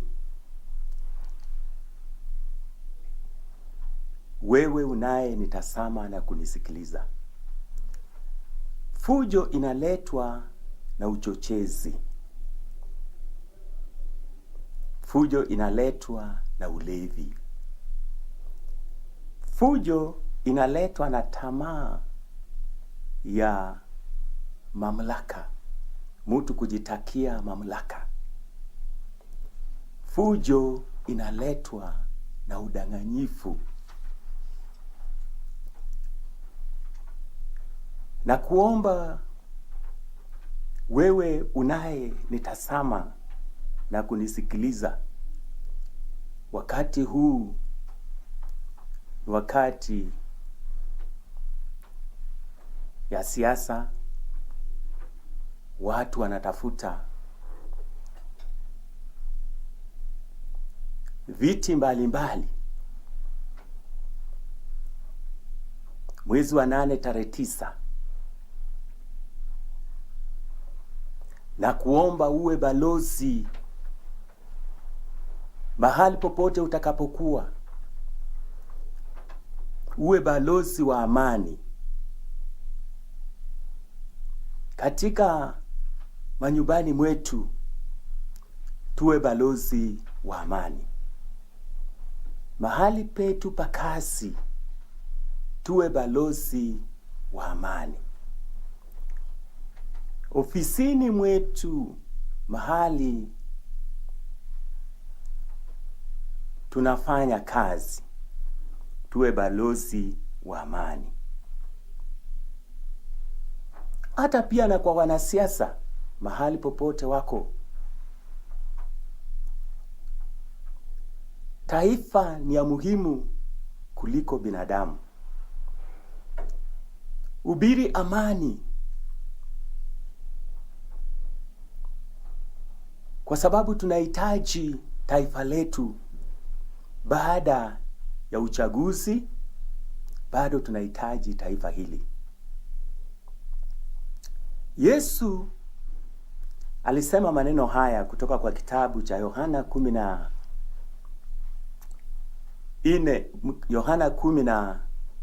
mstari wa 27. Yesu akasema ya kwamba amani yangu na waachieni. Nami pia mtazamaji, mahali popote unapoenda kazini, nataka ukuombea amani. Tuombe. Baba wetu, Mungu mwenye uwezo na mamlaka, tunakushukuru kwa kutuamsha tukaona siku hii ya leo. Nakabidhi taifa letu la Kenya mikononi mwako na viongozi wetu wote. Baba, kaweze kuachilia amani yako katika taifa hili, ili tuwe mabalozi wa amani mahali popote tutakapokuwa tunaenda.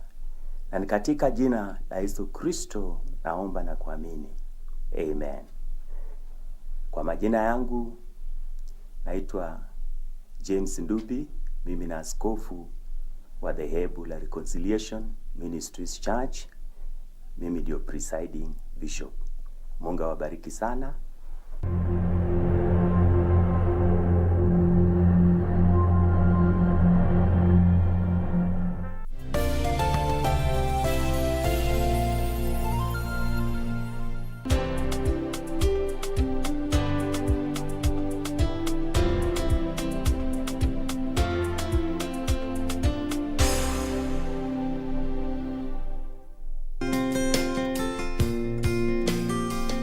Basi na waomba wa Kenya, ni wakati wa kuwa na ujasiri wa kutetea hiki kipaji. Wewe mwenzangu, hasa nyinyi wanarika, msiitikie kutumika kwa kupewa pesa ili mlete vurugu ama kuchochea. Msiitikie kutekwa nyara, kwani sio kwenye tu kipaji, ni kwa watoto na watoto wajukuu wenyu ambao tunawalindia hii nchi yetu ili iwe nchi iliyo na manufaa na amani. Very last warning.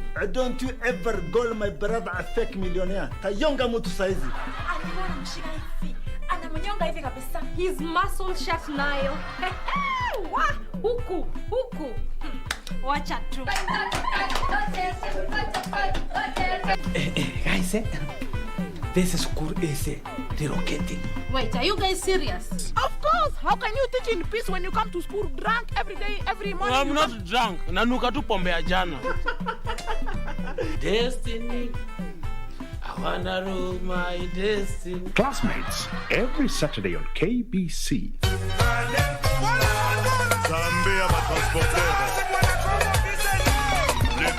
This is the way we are going to invade your sitting rooms once every week. Allah. And this is what we mean. The originals. Lipua Lipua. Veve Productions. Orchestra Kiam. And so much more. Merindimo ya ngoma za rumba kutoka pembe zote za Afrika. Zilizopepea, zinazopepewa kwa kiasi ambacho hutang'atuka ng'o from your sitting room. Wow. Buzi Buziana, Scholar Miel, Betty Beast, Fifi Mofude, among others. Bridge over Congo with Simeon Mfumu Kimbangu. And Winnie Marie-Jose on KBC Channel 1. Nzambia Sambela Kate, Ako Sambela Nani. God does not worship. To whom will he worship? Honorable Kajos Mafu.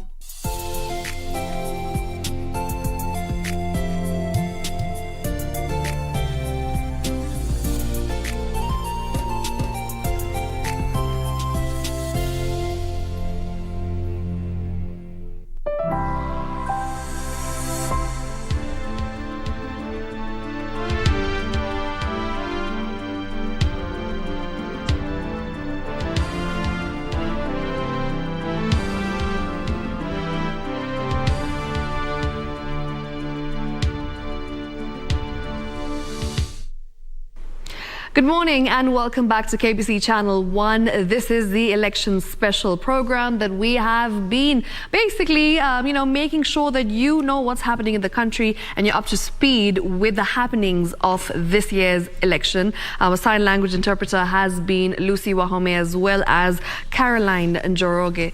Lucy? Thank you very much. My director has just corrected me. Lucy Maura, this is what happens at 5 a.m. Lucy Maura and Caroline Njoroge, those are our sign language interpreters. We appreciate you. And thank you so much for, standing with us the entire program. I'm not alone. I'm doing this with my co-anchor.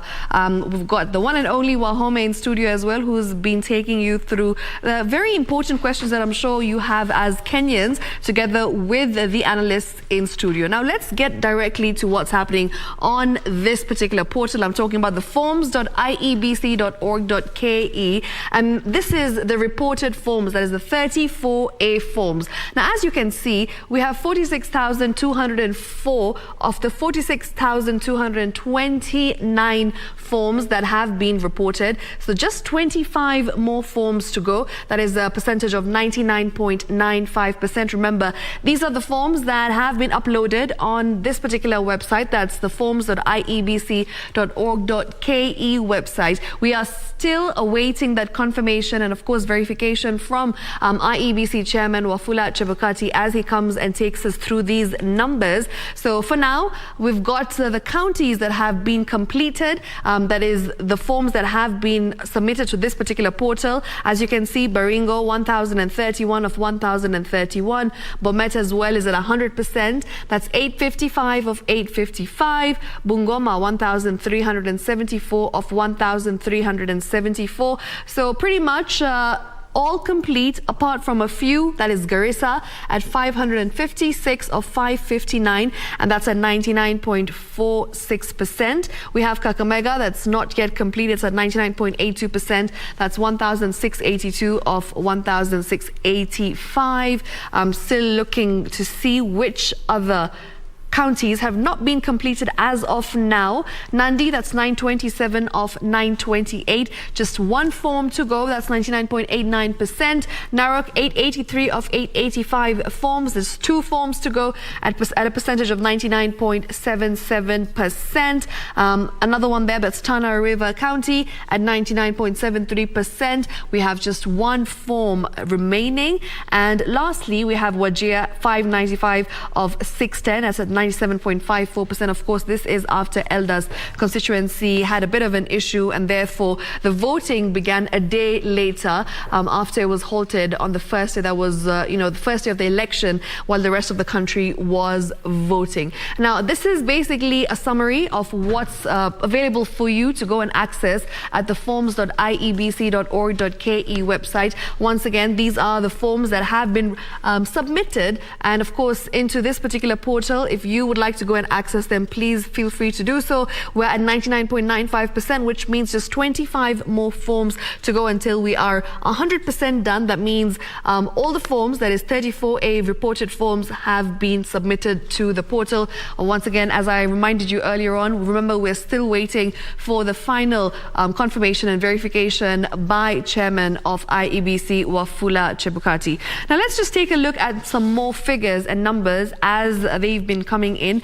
We've been telling you that 49 constituencies have been completed as of now. So amongst those, we have Mboni constituency, that's in Makueni County, and Raila Odinga leading there with 50,634, Ruto at 9,725, Wahiga Maura at 125, and Wajakoya at 363. Moving on to Homa Bay County, that's in Kasipul constituency, we have Raila Odinga leading there at 48,177, Ruto at 404, Wajakoya at 992, and Wahiga Mora at 26. Moving on to Kisumu County, that's Nyando constituency.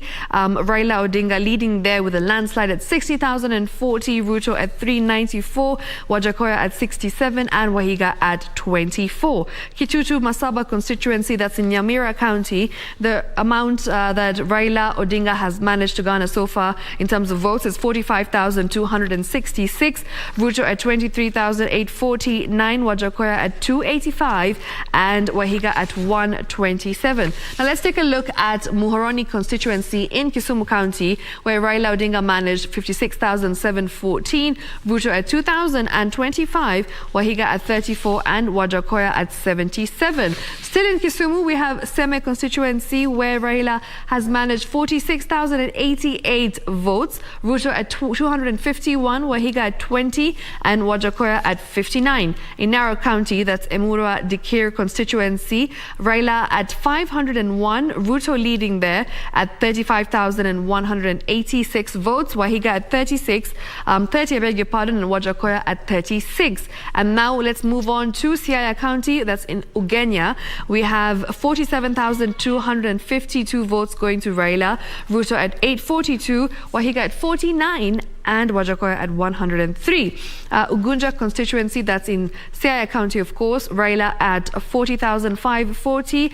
Once again, quite a big margin there. Ruto at 517, Wajakoya at 88, and Wahiga at 17. So these are the results that are coming in from various constituencies as the tallying is ongoing by IEBC. Remember, it has been an overnight process. These results have been trickling in slowly. So make sure that you follow through to get a better understanding understanding of the numbers as they come in. For now, I'll hand you back to Wahome, who's in studio, and of course he'll be continuing the conversation that he's having with the analysts.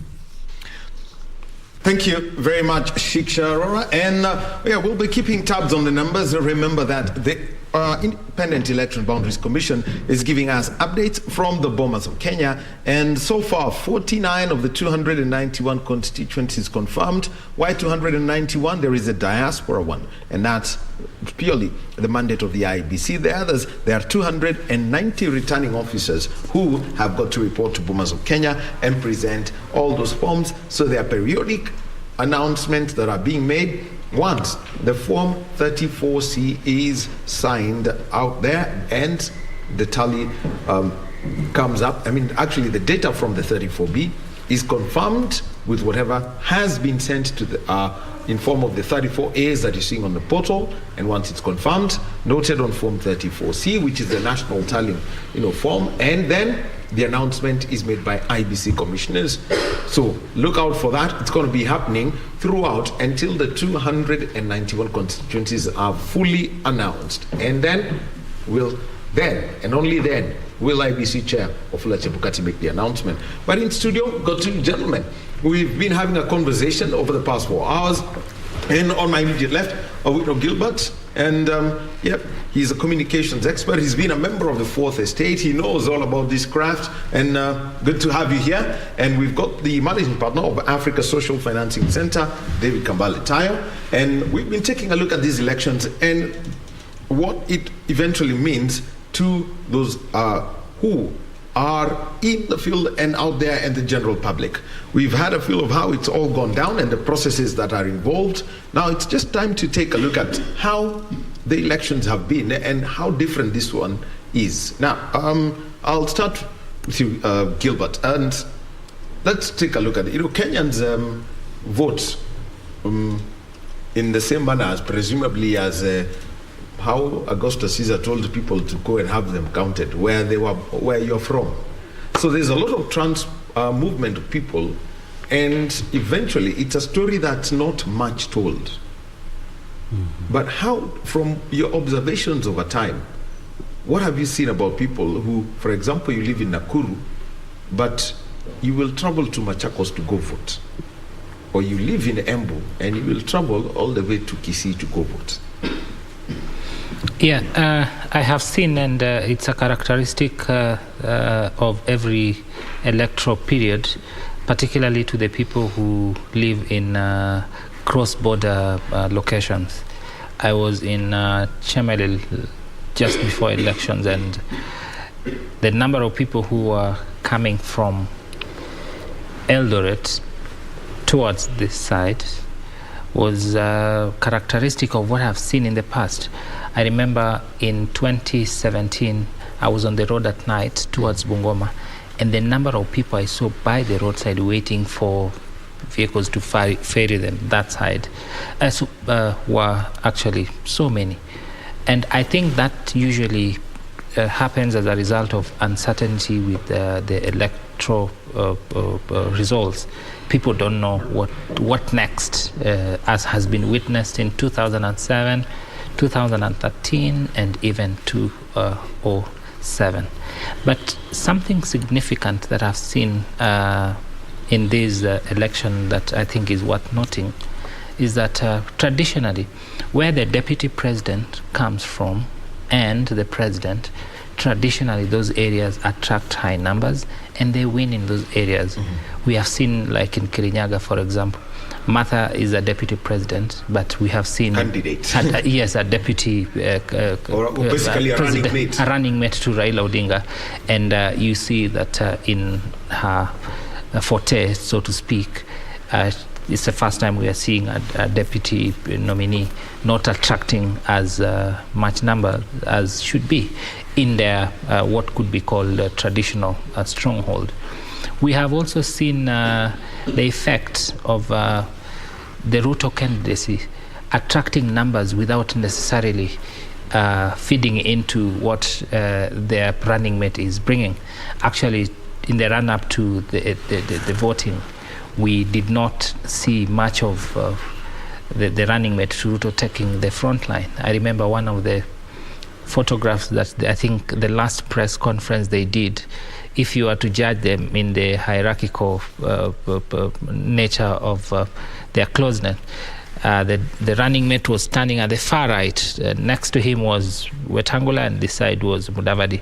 So we have seen that the running mate may not have been in that side, may not have been for the purpose of votes, but perhaps to complete a philosophy in elections that perhaps fit into the narrative that they wanted to feed to the public. Optics, very interesting optics about who you want closer to you. And let me come to you, Tayo.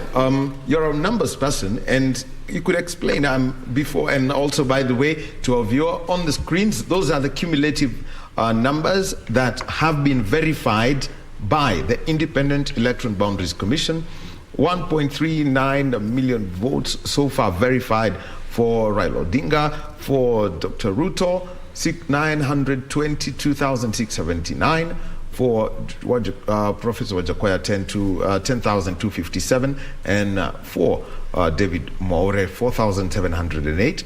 That's the summary. And if you were to look at the number of Form 34s that are behind this number, that have been used to verify these numbers, 7,442 out of the 46,200 odd of the numbers. Basically, that is 16% of the forms that have come through. So back to you, Tayo, and what is the general effect, for example, of all of this movement around the elections that that could be felt in the country? We are at a place as a country where the economy is also not very good. It's the domestic economy, within the families and individuals.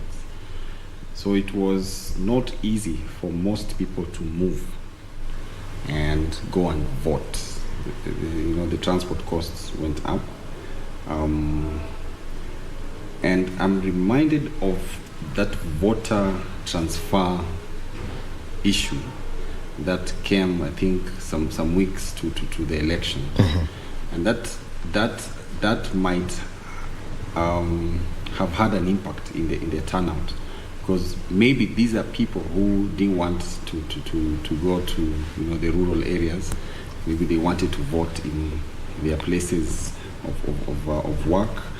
So that is something which we really need to check. But just talking to Kenyans generally, is that let's just vote where we work, because these are the leaders who determine what happens around you, whether the roads you use to go to work are good, whether you get water, whether the hospitals where you work have medicine and all those kind of things. Of course, there's that bit of saying, I need my home I need to have a say of who is managing resources at my home, but it's neither here nor there. So just make it easy to yourself, vote where you are, and the jury is still out there. We will want to see what this will do to the Mombasa and Kakamega gubernatorial election. Yes. Many people in Mombasa come from Western and vice versa. So there must have been some movement to attend to this voting exercise. So to what extent it will manifest, we still have to wait so that we compare the numbers of the gubernatorial turnout. And then to that extent, then we should be able to quickly learn from that and maybe do more, something different in future. And if you want to change your station, do it early. Don't wait for the election year, because you might be flagged as an irregularity or those kind of things. Yeah. Well, let me just come, because he's brought out something that's quite interesting. It's not just that, but I'm looking at the two constituencies in West Pokot, Kacheliba and Pokot South. There is Rongai also in Nakuru County, where these elections have got to be done. What's the long-term effects when it comes to some of the decisions that have got to be made? Because people in Rongai, I'll give an example of Nakuru Governor Lee Kinyanjui. He's going to be the outgoing governor. but he was an MP for Rongai at one point, which means he cast five ballots. But now he's got to go vote for his member of the National Assembly again. Actually, it's only that the elections have to be done. But these are some of the things that would be called mistakes that cannot be excused for a body that has fired employees for apparently interacting with people before election. I think that should not happen again, because then if, for example, the reason that were given for the postponement of these elections have everything to do with printing and distribution of those ballot papers. And that is what the eye could see. If it was a soft mistake, then perhaps it would take us years or even months, or perhaps serious intervention or audit to be able to realize that this is what happened. And you asked me about the long-term effect. Not even the long-term, the immediate effect. Politics is a heavy capital intensive investment. There's the mobilization for your agents. There's all that you need to do to be able to make that day successful, because you're not funded for your agents. Now, a day to elections, you're told you can't. Perhaps you had saved your last coin and said, this one is what I'm going to, and you pay your people the next day. 2, once the results have been announced, certainly, as my brother here says, certainly that will affect, because if the guy at the top, let's say it is Ruto who has won, or even Wajakoya, for that matter, then people would imagine that the president would then have an effect on now the person, because people would want to align themselves. The reason why we align ourselves with particular candidates is because we think they are going to win. If a given candidate has won, then perhaps let's give him so and so to work with him. But it is an indication of the level of negligence that sometimes an electoral body can put us through, and even the apology that followed was not in the interest of what psychological torture that these people had been put to. So I hope that someone will take responsibility for that level of omission as well as commission. Yes. All right. And after the announcement of Tim Wanyonyi today at the KTTC Gigiri, he simply said something. And this was coming from a candidate, I would have to say, was very sympathetic to the people who've been given the duty of managing these elections. And we're talking about the contracted employees of the IEBC. He simply said, guys, at least we know the presidential election is cast in stone, but can we rethink the others? How much of a toll is it taking, on people? It's one proposal, but at the same time, how can we, is it possible to split them? I think that's an excellent proposal. There is only so much a human being can do. Look at the body language of even the observers. We observed some of them were asleep. Yes. And you cannot blame them, because he's a human being. He has not slept for 3 days. And still there are no indications of concluding this the next day. And because of the premium that we put in these elections, I think you made reference to exams being marked. The exams are never marked in a day, even though they do it with a machine. Even when students are doing exams, it's done over a period of time. Physics comes first, 2 papers a day, and then like that. I think, for example, what we would call the civic, those are purely local. I think they could be done way earlier before the middle elections. So that would be the county assembly and national assembly. The county assembly, just the county assemblies. Let them deal with their issues. Then on MPs, we could as well have what we call, Americans call midterm elections. Then we have one particular day when we just vote for the president. If there are 4, you're given just one ballot mark. If it's done by 6, By 9 p.m., we already know who is. The style of the referendum. It would be. I think that would makes really absolute sense, relative to the consequence of human limitations that we are witnessing here. And Tayo, yes. What would be the cost of this? Because people put everything. What do they say? You're throwing everything. This time there's the kitchen sink. I think this time even through the well. Or anything, the transformer in the village, you're throwing everything at it.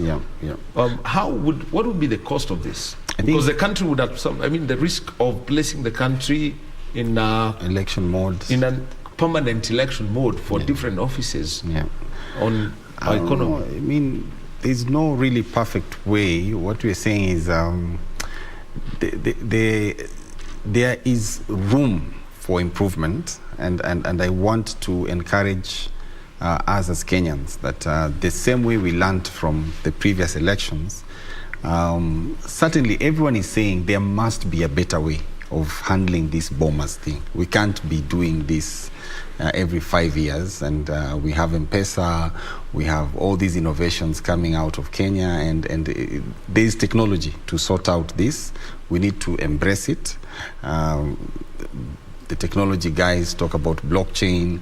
I think it has some application here.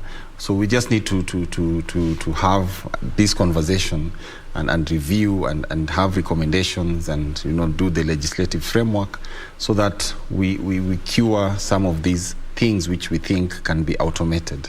There is certainly room. The politicians will say, no, we want it like this, because from the party level, you want to do one campaign.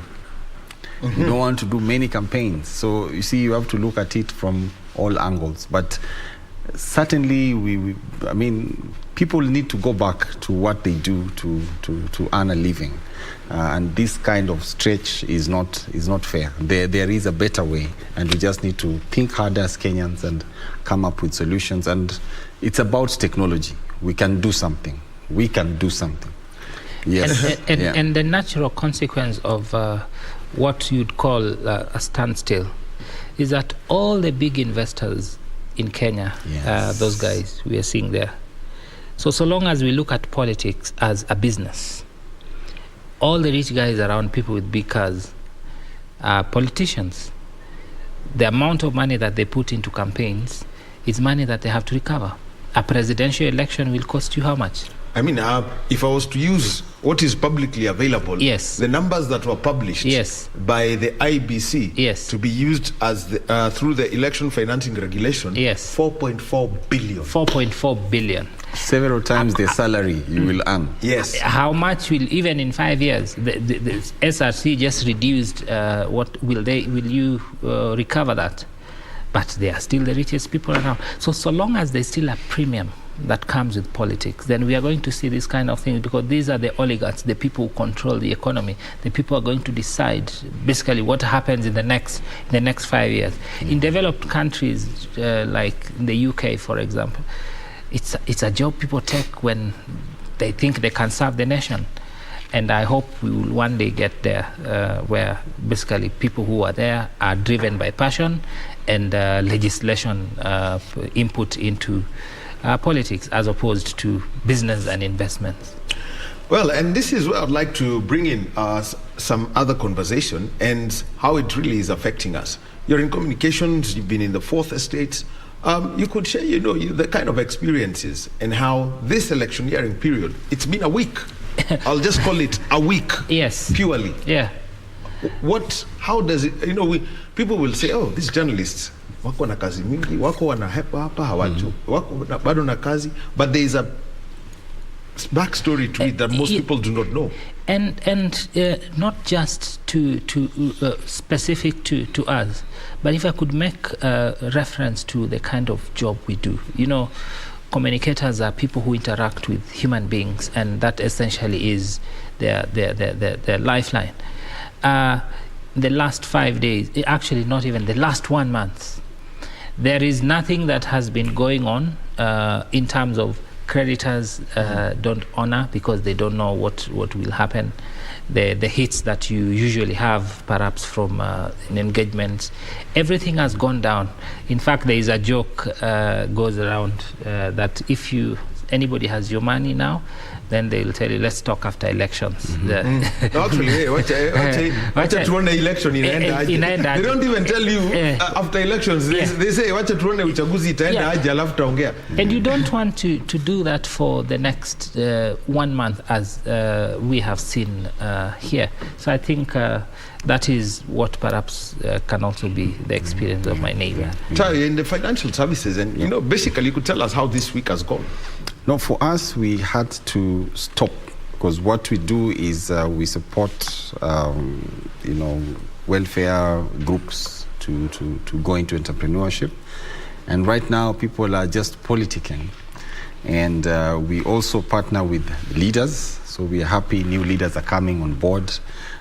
We had scheduled a national rollout of our program, Biashara kwa Wote. And we are keen for this whole process to end so that we can start engaging the leaders and support them to implement economic empowerment programs. But I want us to also look at the cost of the election to the whole economy. The whole economy has slowed down. The central bank governor the other day was quoted saying he foresees delayed payments because of the transition. New leaders are coming into being. They have to be sworn in. When they are sworn in, they will come and say, now these bills which had not been paid, they need to be verified. So another verification process will start. This time not 34 A's, but bring your invoice again, bring your delivery. Actually, we had a case like that yesterday. I mean, when Ken Lusaka, yes, when he was awarded his certificate that he's a governor-elect for Bungoma, yes, he said, "Tumeanza kazi." So basically, he has not been sworn in. So it's a priest offering you sacrament, but he's not ordained. Yes. But he said, "I want a list of the following 12 things." Yes.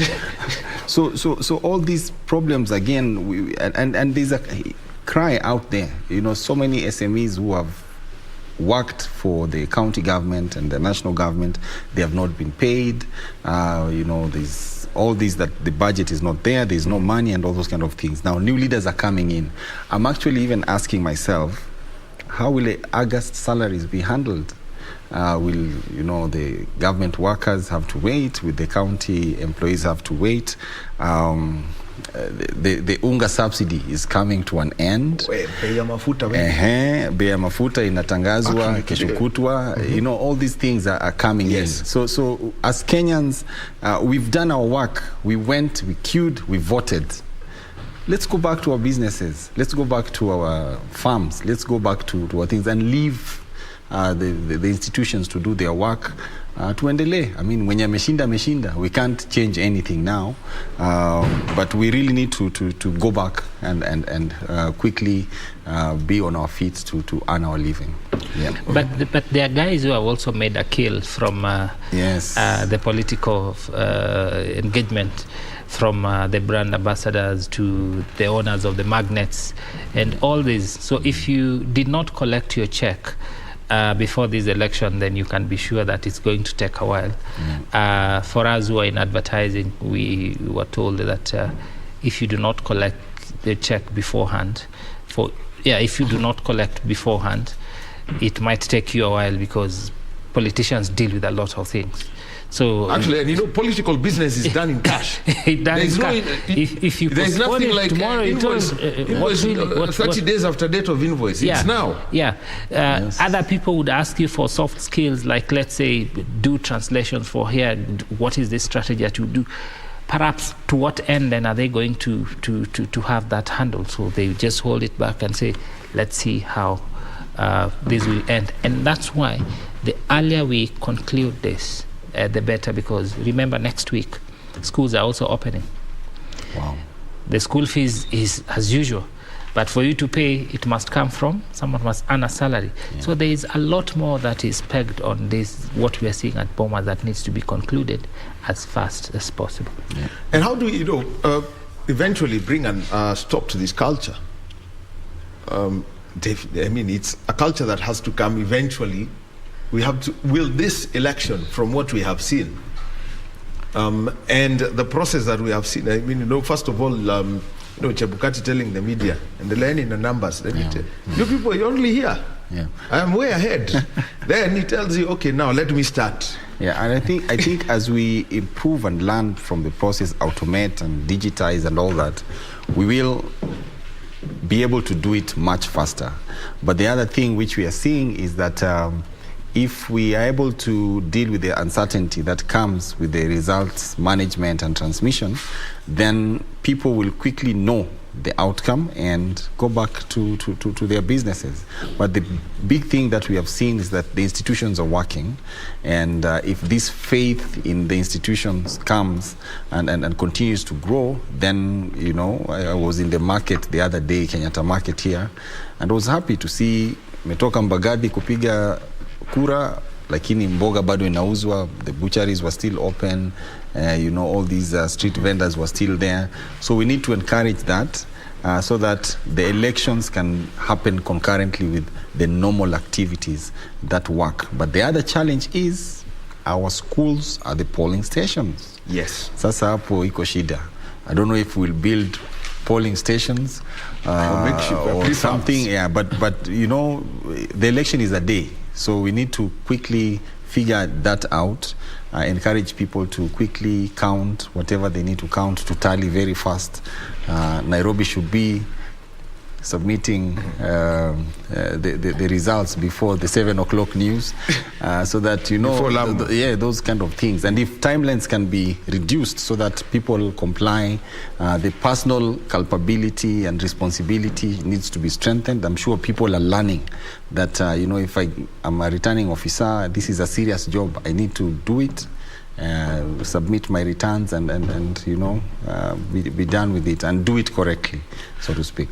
Well, we'll be moving shortly to Shiksha Arora. She's been our numbers person, and she's going to be telling us just a little bit about the women representatives and other women who are there. But let me come to you, AG, and eventually we've got to speak about fidelity.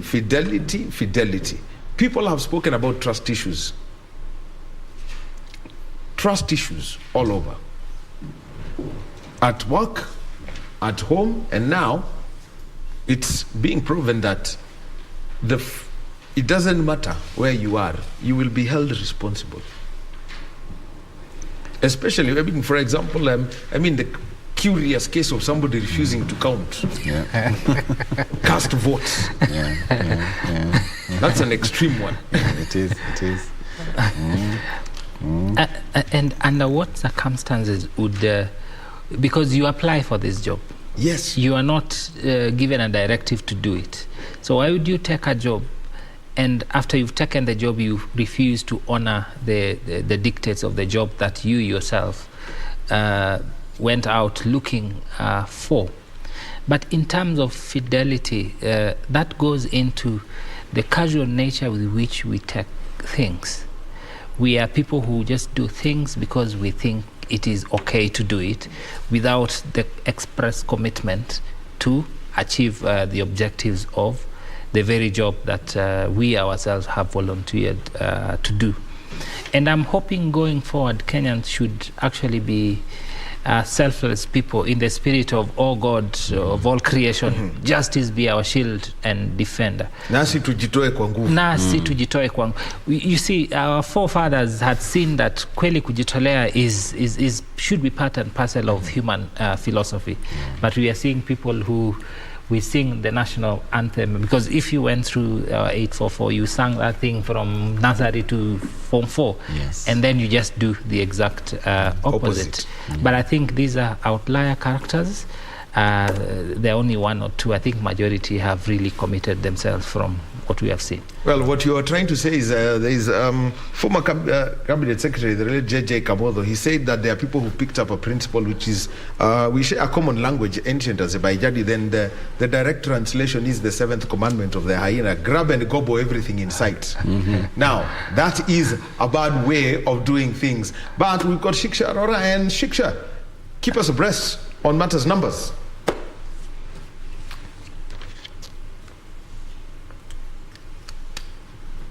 Thank you very much, Daniel Wahome, for that. Of course, we'll continue to give you the latest in terms of all the numbers that we are getting. Now, remember, we have been talking about the various constituencies, numbers that are coming in from different constituencies. So far, as you can see, we have managed to get numbers from around 7,442 constituencies. That's of the 46,229 constituencies. Polling stations, I beg your pardon, polling stations. Of course, when you look at the total, that's 38,787 polling stations behind in terms of the tallying that's ongoing at Bomas of Kenya. So we still have 38,787 polling stations to cover. But yes, just taking a look at what exactly is ongoing with all the numbers that we've been getting. Remember, when it comes to reported forms, that is 34A. There are 46,204 forms so far that have been submitted into the portal. That's forms.iebc.org.ke of the 46,229 forms, which makes 99.95%. Only 25 more forms that will be needed to be submitted to this particular website and portal, that is forms.iebc.org.ke, which, by the way, you also have access to. Now, let's just take a look. I remember I was telling you the ones that are not yet done. Garissa, we still have 3 forms that need to be submitted, of course. Moving on, let's just take a look at other counties that are not yet complete. There we go. We have Nandi, that is just 1 form away from completion, 99.89%. Narok at 2 forms away from being completed. That's a 99.77%.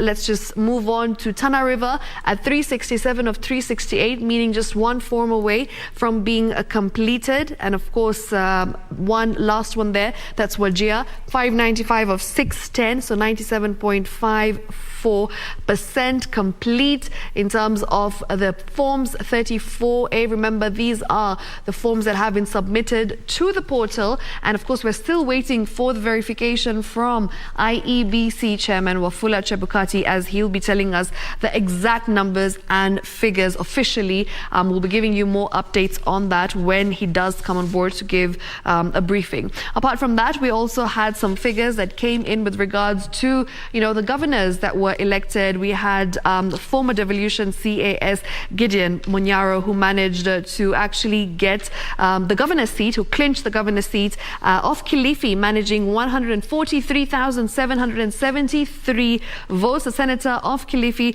was Stuart Madzayo, serving for the 3rd time, and the woman rep for Kilifi County is Gertrude Mbe, who was re-elected. In Mombasa County, we saw Mohammed Faki is the Mombasa senator, and of course we also got some numbers that came in from our reporters on ground. When it comes to Nairobi, tallying is still ongoing. We still managed to get a few numbers just to look at what's going on and get an idea.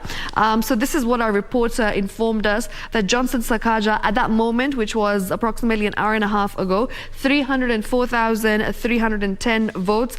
To Polycarp Igathe of Jubilee Party, 272,716 so far.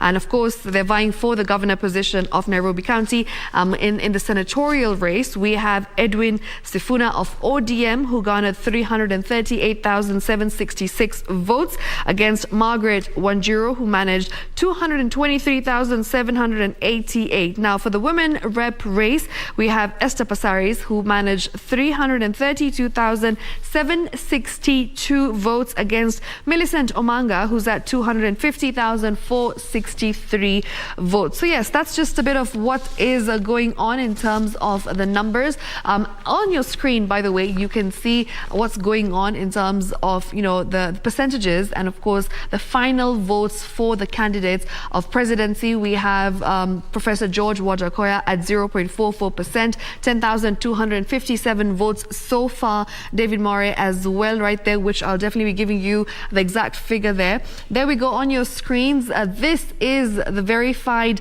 polling stations at 7,442 of 46,229. And when you look at that, that's 16.09% completed so far by IEBC.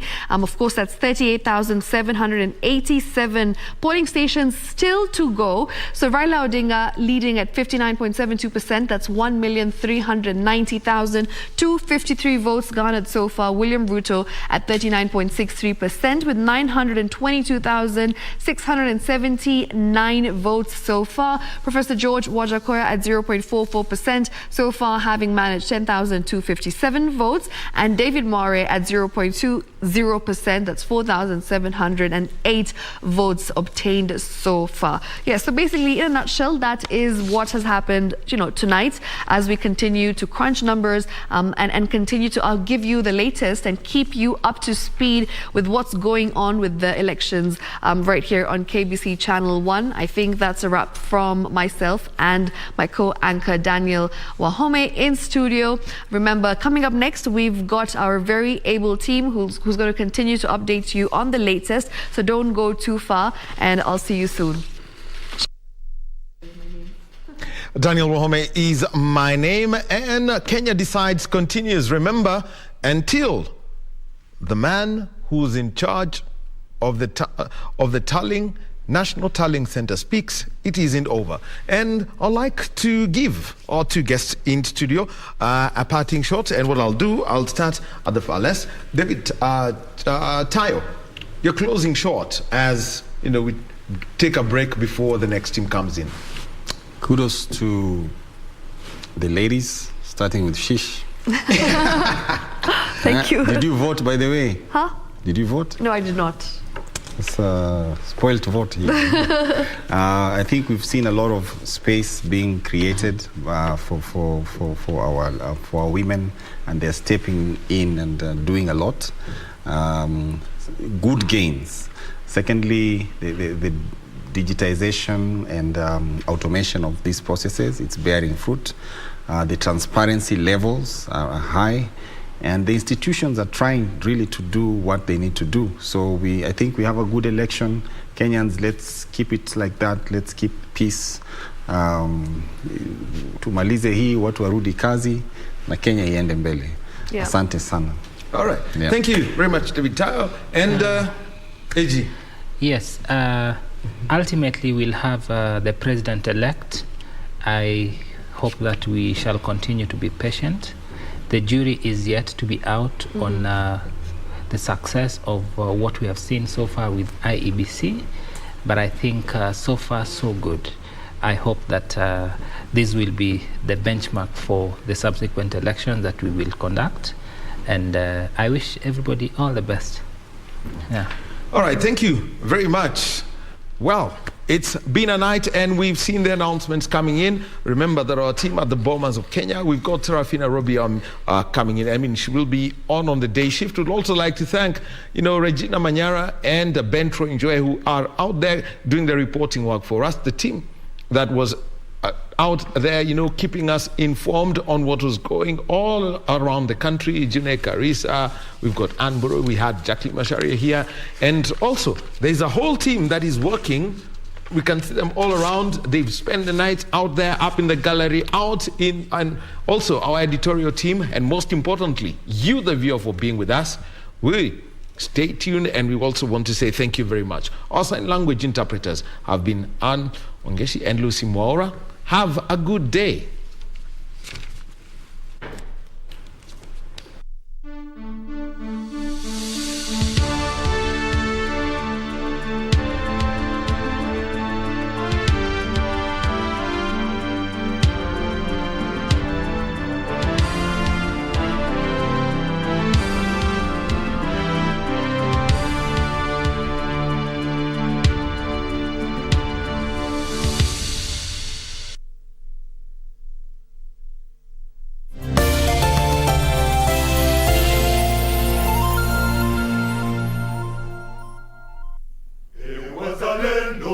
tuzingatie umoja wetu, tuungane sote pamoja kote Kenya, umoja wetu ndio nguzo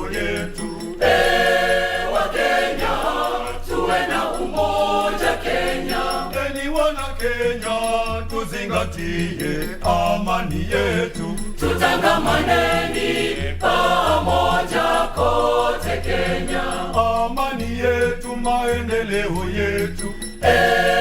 Wa Kenya tuwe na amani Kenya. Kumbukeni enyi wa Kenya, siku tulipeperusha bendera yetu, siku tuliponyakua uhuru wetu. Ndugu wa Kenya, tulijaa matumaini siku tulipoanza kujitawala, Kenya nzima tuliishi kwa utulivu. Kumbukeni enyi wa Kenya, siku tulipeperusha bendera yetu, siku tuliponyakua uhuru wetu. Ndugu wa Kenya, tulijaa matumaini siku tulipoanza kujitawala, Kenya nzima tuliishi kwa utulivu. Wa Kenya hatutaki kugawanywa kiukabila, toka jadi tuliishi kwa utulivu. Wa Kenya amani kwa watu wote Kenya, na tuzingatie uzalendo wetu. Tumeamua hatutaki kugawanywa kiukabila, toka jadi tuliishi kwa utulivu. Wa Kenya amani kwa watu wote Kenya, na tuzingatie uzalendo wetu. Na upendo ulikithiri, Kenya ikawa jivunia letu Afrika, kote duniani tuliheshimika. wakatuita kisiwa cha amani Afrika, uchumi wetu ukawa unanawiri, wananchi wote tulifurahi sana. Na upendo ulikithiri, Kenya ikawa jivunia letu Afrika, kote duniani tuliheshimika. wakatuita kisiwa cha amani Afrika, uchumi wetu ukawa unanawiri, wananchi wote tulifurahi sana. Twasema hatutaki kugawanywa kiukabila, toka jadi tuliishi kwa utulivu. Wa Kenya amani kwa watu wote Kenya, na tuzingatie uzalendo wetu. Tumeamua hatutaki kugawanywa kiukabila, toka jadi tuliishi kwa utulivu. Wa Kenya amani kwa watu wote Kenya, na tuzingatie uzalendo wetu. mimi mzalendo, nijivunie amani Kenya, daima mimi Mkenya. wakulima wafanye kazi, nijivunie amani Kenya, daima mimi Mkenya. biashara za jua kali, nijivunie amani Kenya, daima mimi Mkenya. ni gurudumu la uchumi, nijivunie amani Kenya, daima mimi Mkenya, daima mimi Mkenya.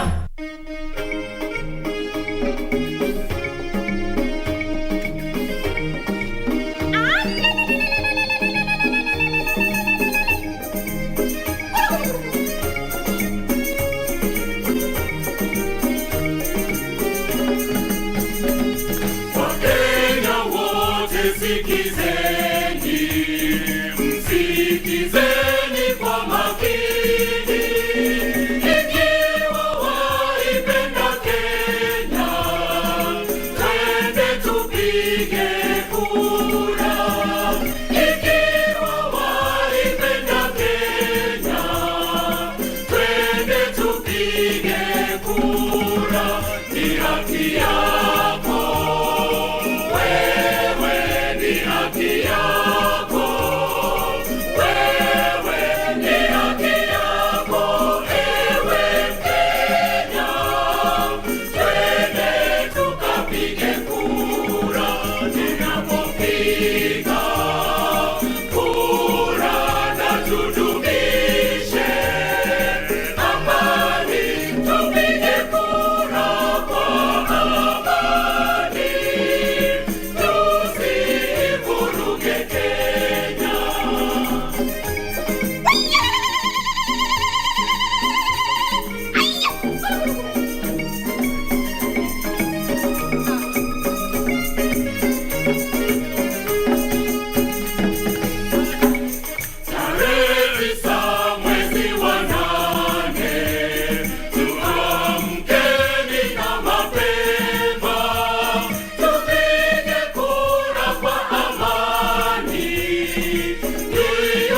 Kivu